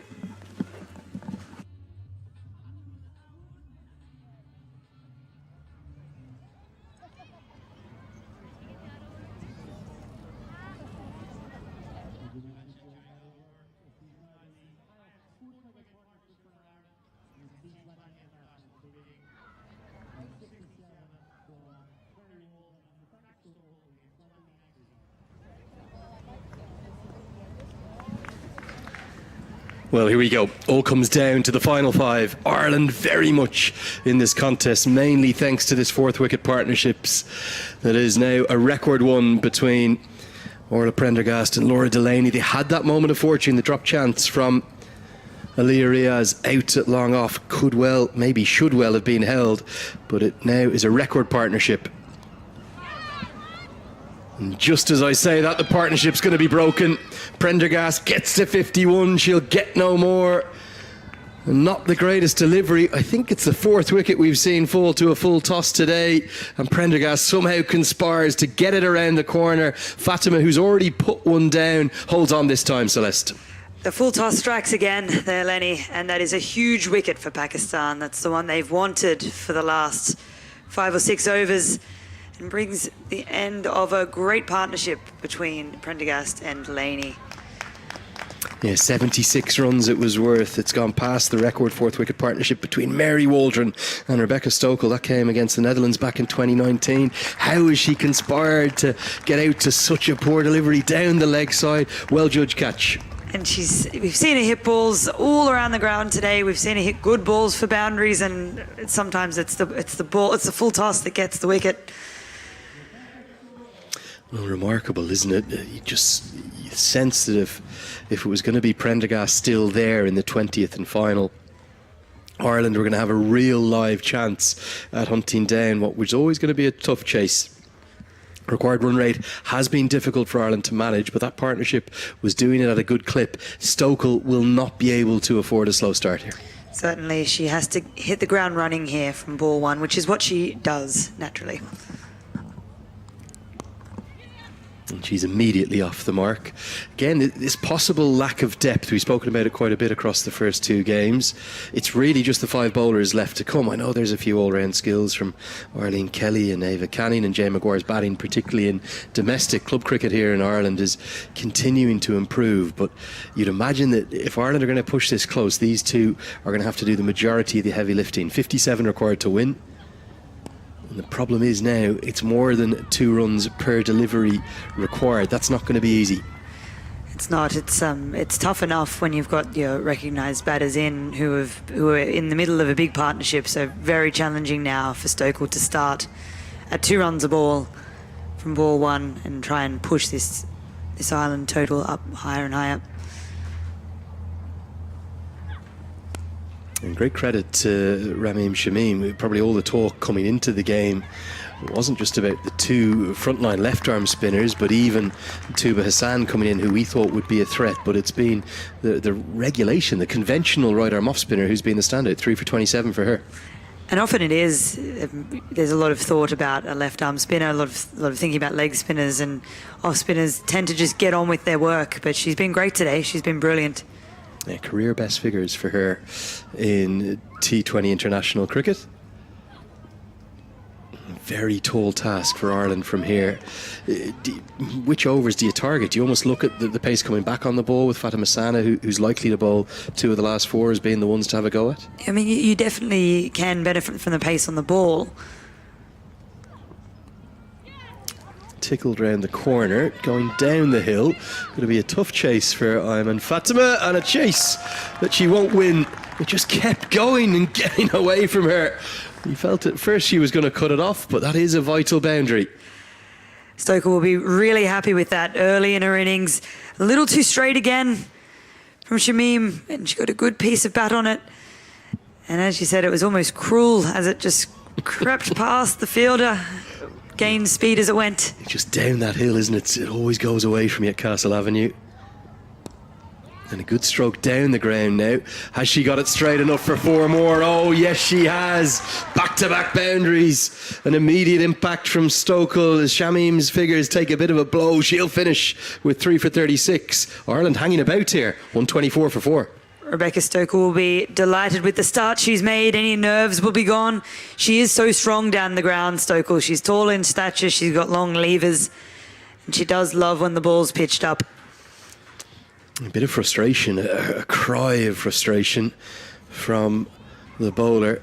Just get a look at the little bowling card here. You could see the thought process, couldn't you, from Fatima Sana, the skipper, she said, I want that flexibility of an extra over. Parvez did so well. The first 4 balls went for 5, the last 2 went for 10. So it will just be the 1 over from her. Are we simply seeing a case where it has to be 2 of Sana and 2 of Iqbal? I think it's what we're going to see, Lenny. I think it's what we're going to see. And you mentioned Sana could potentially be the one that they target, but she is so clever in the death. She has so many different types of slower balls. She's notoriously difficult to get after. Only strange thing for me, Celeste, is you might have expected, I know she's bowled all her overs from the city end here, but you might have expected Fatima Sana to bowl 18 and 20. Yes. Instead, it looks as though it may well be the left-arm spinner, Sadi Iqbal, to bowl 18 and 20. And the skipper starts with a wide down the leg side.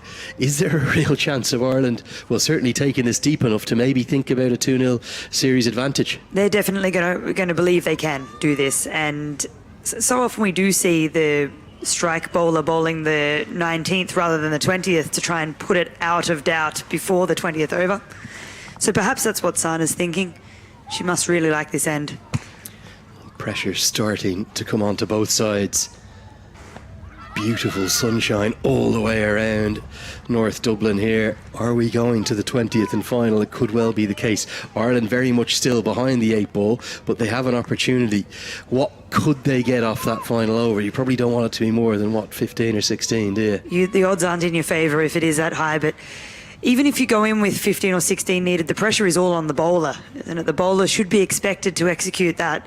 And sometimes it just works for the batting side. They're going to be looking to score as many runs as they can off these next 3 overs and give themselves as little as possible to do in the last over here, Ireland. Yeah, cracking contest. Really good atmosphere building up. I think there's a few Friday beverages being enjoyed. And Ireland continue to hang about. That's a glorious stroke.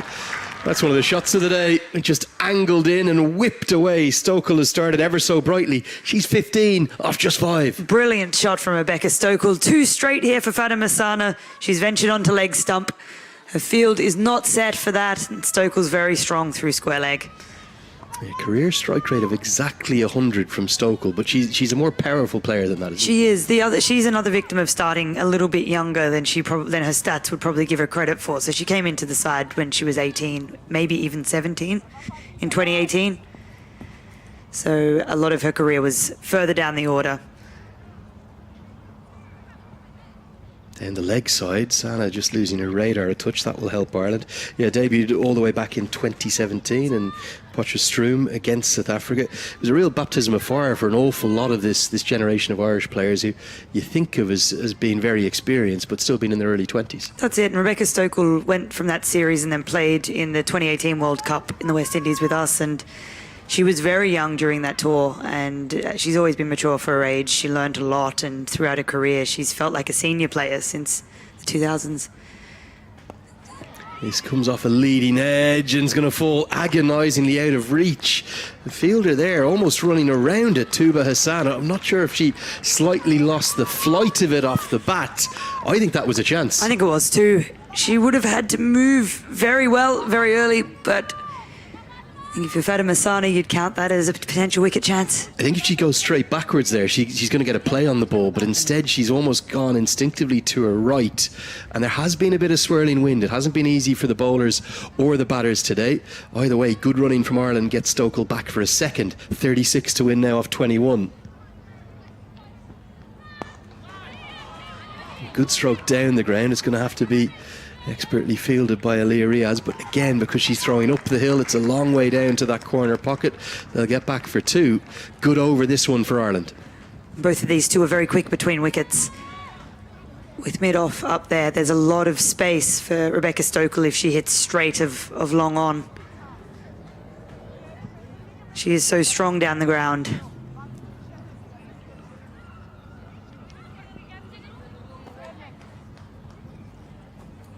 And you see the signal there in the background from the coaching staff.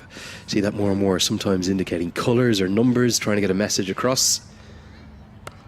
Short ball is hammered away very powerfully, but the field had changed, allowing deep backward square leg to go out to give some protection there. Things just hanging wonderfully on a knife edge all of a sudden. And this is great from Rebecca Stokel. She's given the strike to Delaney now, 31 off 28. She's played a good innings, Delaney, but she's been more the foil to Prendergast. And now to Stokel. It was a streak that started all the way back at this ground in September last year. 8 consecutive T20I wins with an infamous victory over England by 5 wickets. Nicely played, pierces the gap, but a good diving stop attempted and isn't affected. It's going to run to the rope. What an over that is. A boundary to round it out. 29 now to win off the last 3. Ireland moved to 140 for 4. It seems that wherever they put their field, these two have an answer to it. And Delaney is so good through cover. She's managed to pass the left-hand side of extra there. It's a great shot. Great finish to the over. A remarkable streak in this format for Ireland. 3 wins then in Sylhet in Bangladesh. An away 3-0 series clean sweep over their higher ranked at that time opposition. Then 3 home victories against Zimbabwe and a win 2 days ago against Pakistan. They've never won more than 8 in a row in their history. Could they make it 9? They'd be starting to move into a very elite list. The world record holders in the women's game, that's Thailand, who won 17 on the bounce back in 2018, 2019. Australia, that fantastic side, 2014-15, they won 16. Ireland would love to make it 9 in a row and take an unassailable 2-0 series lead at the moment. To do that, they're going to need to find 29 off the last 3, and it looks like 2 of them are going to be bowled here by Sadi Iqbal.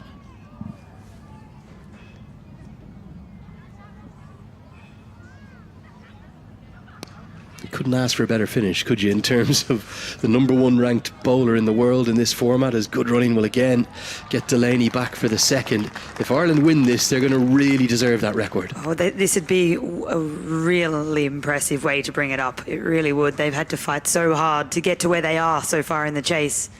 And also something you and I, and indeed Andy Balbirnie and Isabel Joyce, spoke about at length. It's kind of almost that over-reliance on that big 3, but it's a middle-order partnership here that's keeping them in the game. Delaney's played ever so well, and Stokel, what an impact she has had.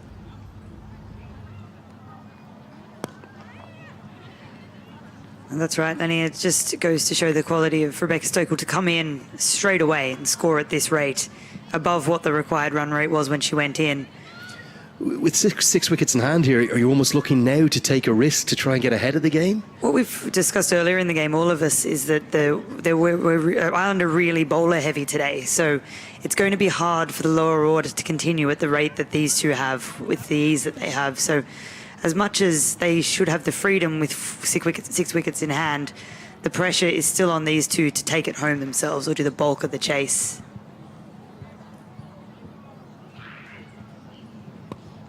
Down the track, doesn't quite get as much as she would have liked.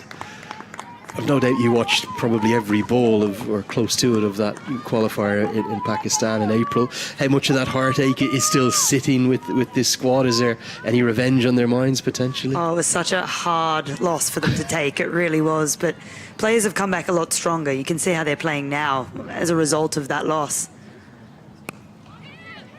Just going to be the single again. This is the problem. I don't think you probably want more than 10 or 12 required off that last over. They've got to try and find boundaries from the last 2 balls here, and particularly that 19th over, the pace on. You really want to get ahead, because a good over here from Pakistan totally changes the game. And if you go for 2 singles or a dot and a 2 here, it puts the pressure back on. Yeah, very clever bowling, just not giving either of the batters anything to work with. Stokel wants the 2nd. The throw is errant, and she'll get back comfortably. Pakistan's fielding maybe just wilting a touch under the pressure. It's well placed by Delaney there. It's well bowled, and she managed to put it in that huge amount of space there at mid-wicket and get back for the 2nd.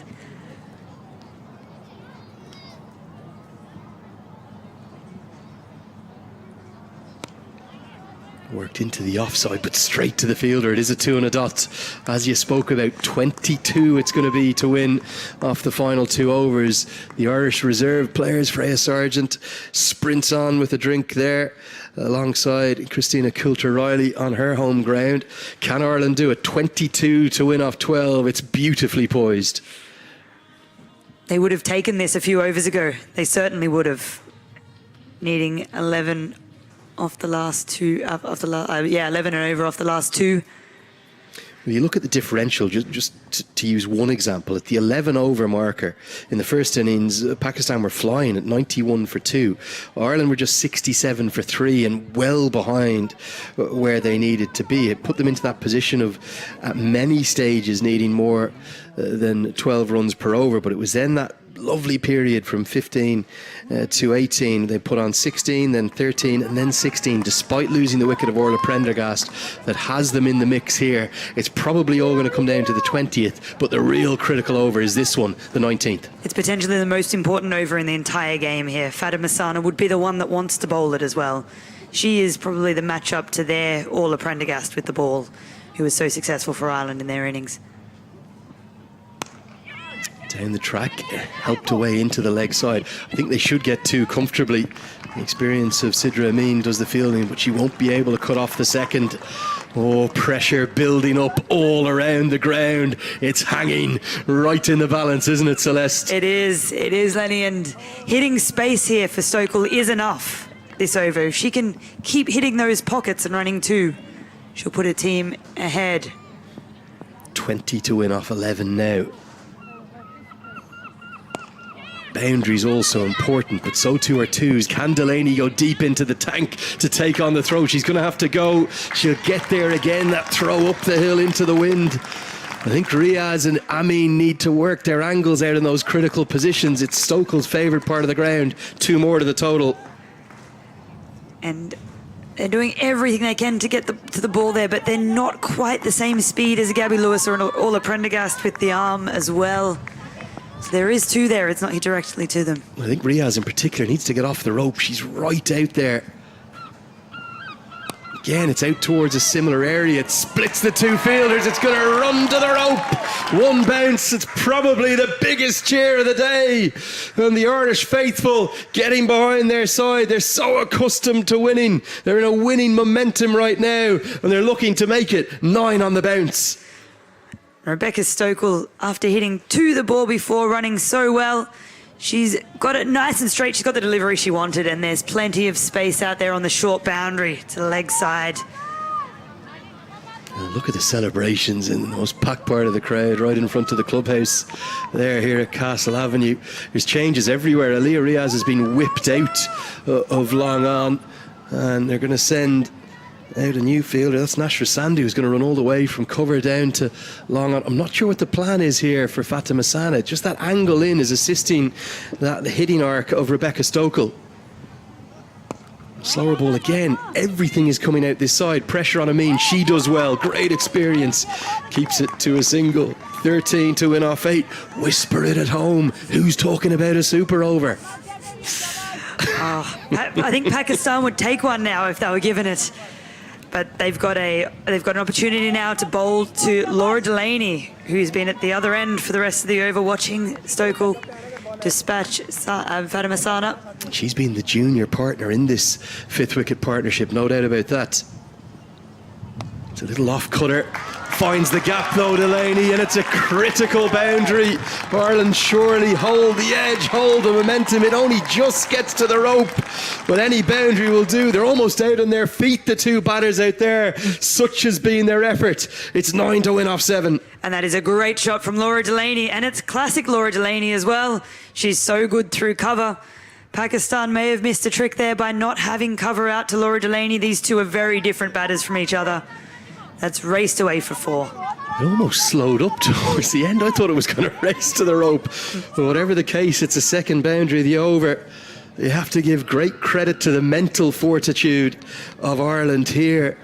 Really, for 60, maybe 70% of this game, they've been outplayed, but they've somehow got themselves into a winning position.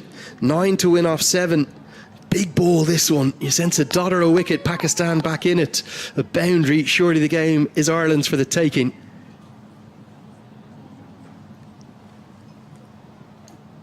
Goes full, goes straight. Is it going to be that wicket? Oh, yes it is. And it's Fatima Sana with her 24th and final delivery, who sees the back of the former Ireland captain Laura Delaney, who's played ever so well for her 42. The game, it swings again. You couldn't help but think something big was going to happen, that ball. And it did. It went Pakistan's way. That's the end of Laura Delaney. Brilliant innings from her. Really got her team into a winning position. Now this balance of the Irish side is going to be tested. She looks out on her feet as she walks off and gets a massive ovation. You can see what she's trying to do, get it up and over the offside. How 1 or 2 runs would have been valued instead. I think she thought 2, 4 or 6 off that ball is the way to go with how Rebecca Stokel is striking them. Canning will critically be at the non-strikers end with the wicket falling off the final delivery of the over. It's still Ireland's game for the taking, but you have to sense the #1 bowler in the world for a reason. She's been given 9 to work with. Could it be enough? It's in the balance, isn't it? It's really in the balance. And she is the bowler you'd want to have the ball right now. It almost feels a 50-50 despite Stokel's excellence striking it over 200. If she falls, the game could well be Pakistan's. Here we go, all down to the 20th, 9 to win. Just going to be a single, and now the pressure, the microscope really comes on to Ava Canning at number 7. Most interestingly, them taking that single. I suppose you almost always would with 9 to win, but Canning on strike, 8 runs to win, 5 balls, a lot of pressure on her now. You just wonder, what was the experience of Arlene Kelly maybe the better option at number 7? It's what Isabel Joyce called for a couple of days ago. Huge pressure on the youngster. Really, probably her best option. I'm almost surprised mid-wicket hasn't come up, or someone on the leg side hasn't come up. Anywhere on the leg side, there's a single. Just get a bit of bat in it, get one, get Stokel back on strike. She can't do it. It's what she was attempting to do. A critical dot for Pakistan. So much pressure on Ava Canning here. So much pressure on Ava Canning. Well, this is why we love our sport. Tension, drama filling the ground. Does enough. Not sure whether they'll take the second. It's there, it's available, they will. Interesting decision. You wonder, is the better option to have Stokel on strike? It becomes 6 off 3, the equation now. Canning gets off the mark with 2. That's a lot of trust that Stokel has for Canning there. Giving her the strike, 3 balls remaining, 6 to win. Big delivery, this one. Full toss, heaved into the leg side. Will they take the second again? I think they will. Equation narrows once more. It's 4 to win off 2. That's super over. It's looming large on the horizon now.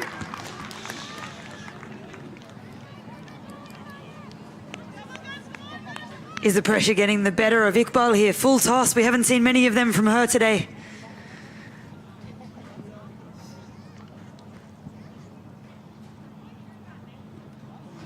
Miss stumping, or has it bowled her?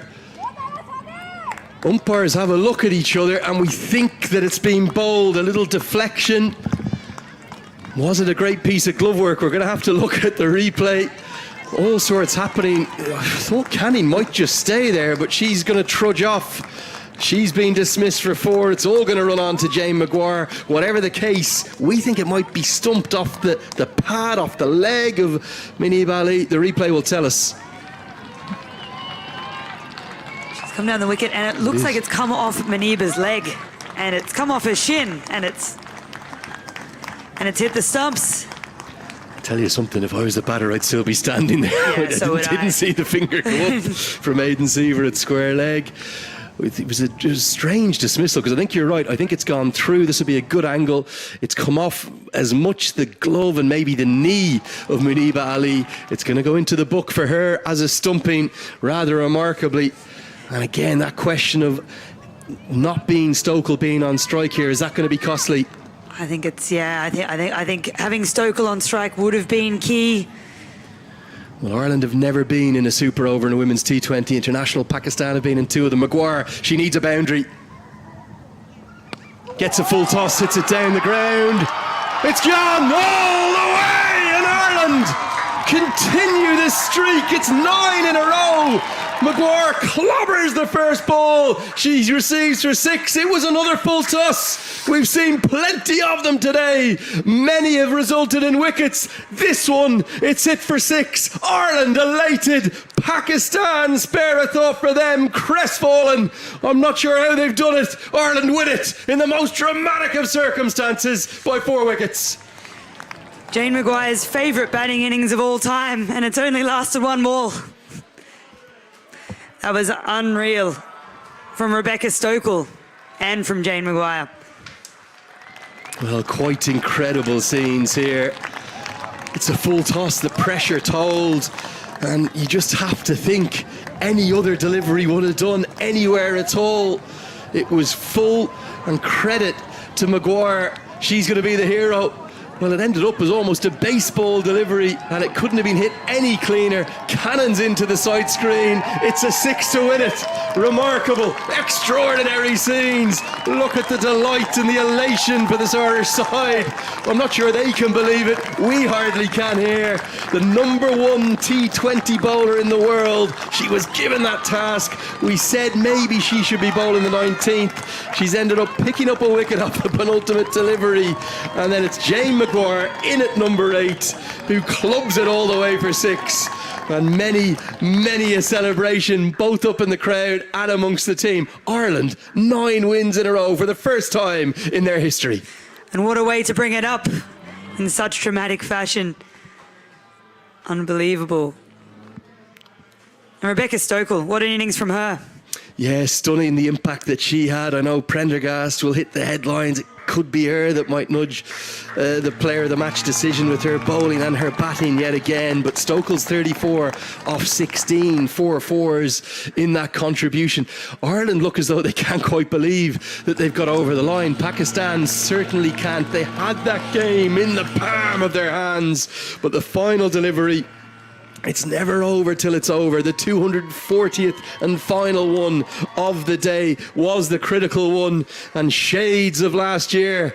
It was the win that started this streak, a first ever historic win in T20 international cricket over England last September. Almost as emotional and as glorious 11 months on, and quite amazing. Jane Maguire's hit the final ball for 6 to squeeze Ireland over the line. It's an unassailable 2-0 series lead they have. What a game we've seen, Celeste Rack. And we were saying, Lenny, that they may have chosen too many bowlers today. You don't need bowlers when Jane Maguire can do that. You don't need batters. That was a brilliant win. And you can see the families there, the fans.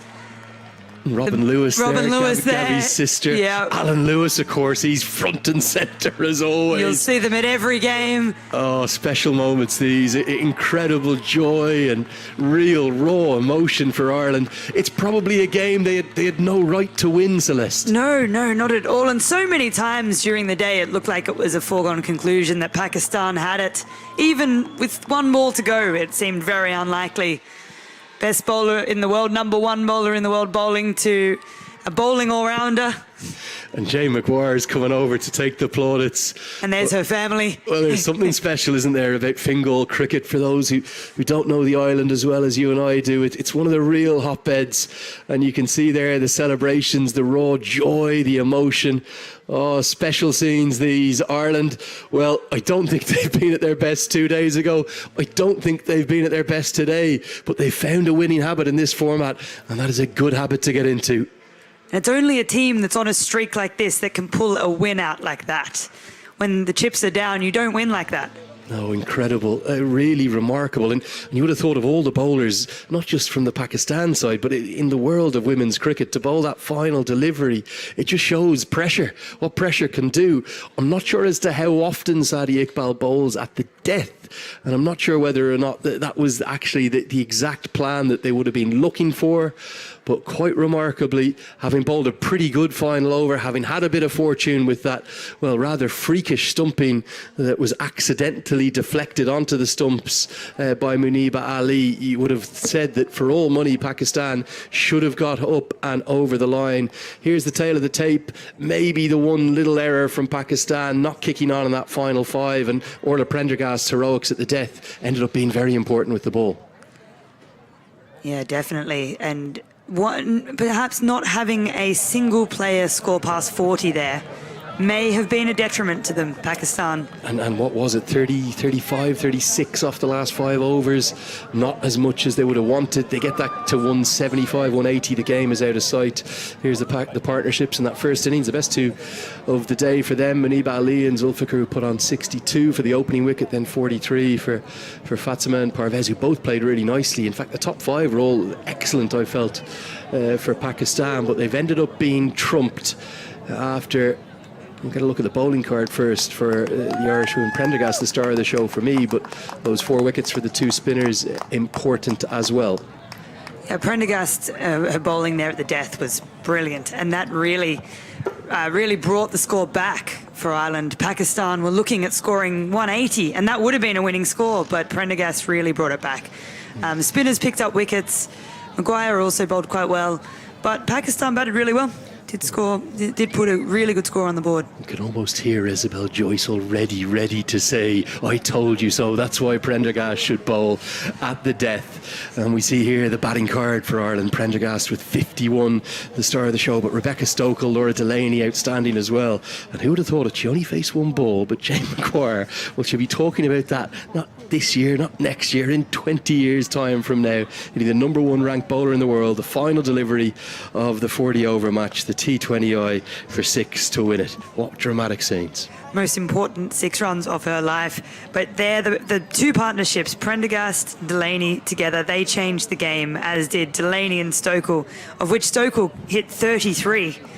That changed the game there for Ireland. Yeah, she really dominated that partnership, didn't she? And a special note for Prendergast and Delaney's record-breaking 4th wicket partnership going into the history books with 76. For the bowlers, spare a thought for Pakistan. I thought they were exceptionally good today, and really it's just that kind of lack of cricket that's paid against them. Shamim with her 3 for 36 was exceptional, as was, I thought, Iqbal, despite being hit for 6 from that last ball. And look at those figures for Sandhu. 4 overs, none for 18. Maybe just the expense of Hassan and not having that second out and out seamer ended up proving critical.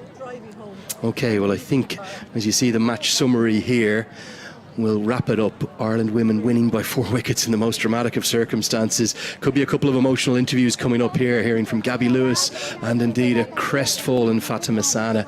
Let's get over to Isabel Joyce, who's going to have the post-match presentation. We'll hear from both captains and we'll find out who the player of the match is.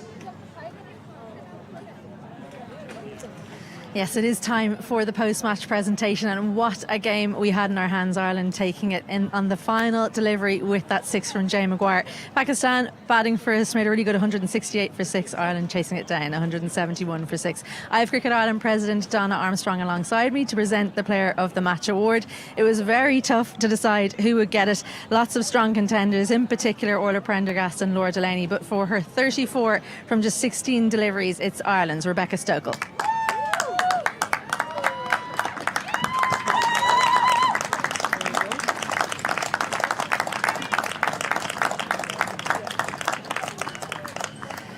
Rebecca, congratulations. You came in the 16th over. Ireland had it all to do. Tell us what was going through your mind.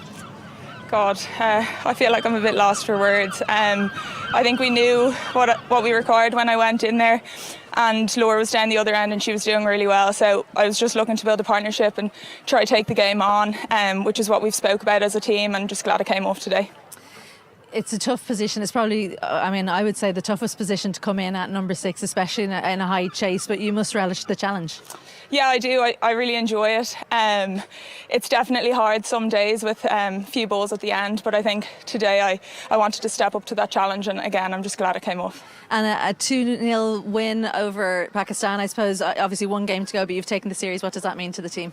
Yeah, it means a lot. I think it just shows how far we've come in the last 18 months to 2 years. And no doubt we're going to win this series. We've got a few more things that we want to focus on with bat and ball and in the field. So we'll knuckle down tomorrow and then go again on Sunday. Okay, well, congratulations. A really well-deserved player of the match performance. That's Ireland's Rebecca Stokel. Well done, Rebecca. Next, we'll hear from Pakistan's captain, Fatima Sana. Hi, Fatima. What a game. I mean, what do you say about that match?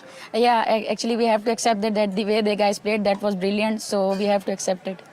Batting wise, I mean, looking at the first innings, you must be really pleased with how that went. Yeah, definitely. The batters, the way the guys played and they executed the skills that good.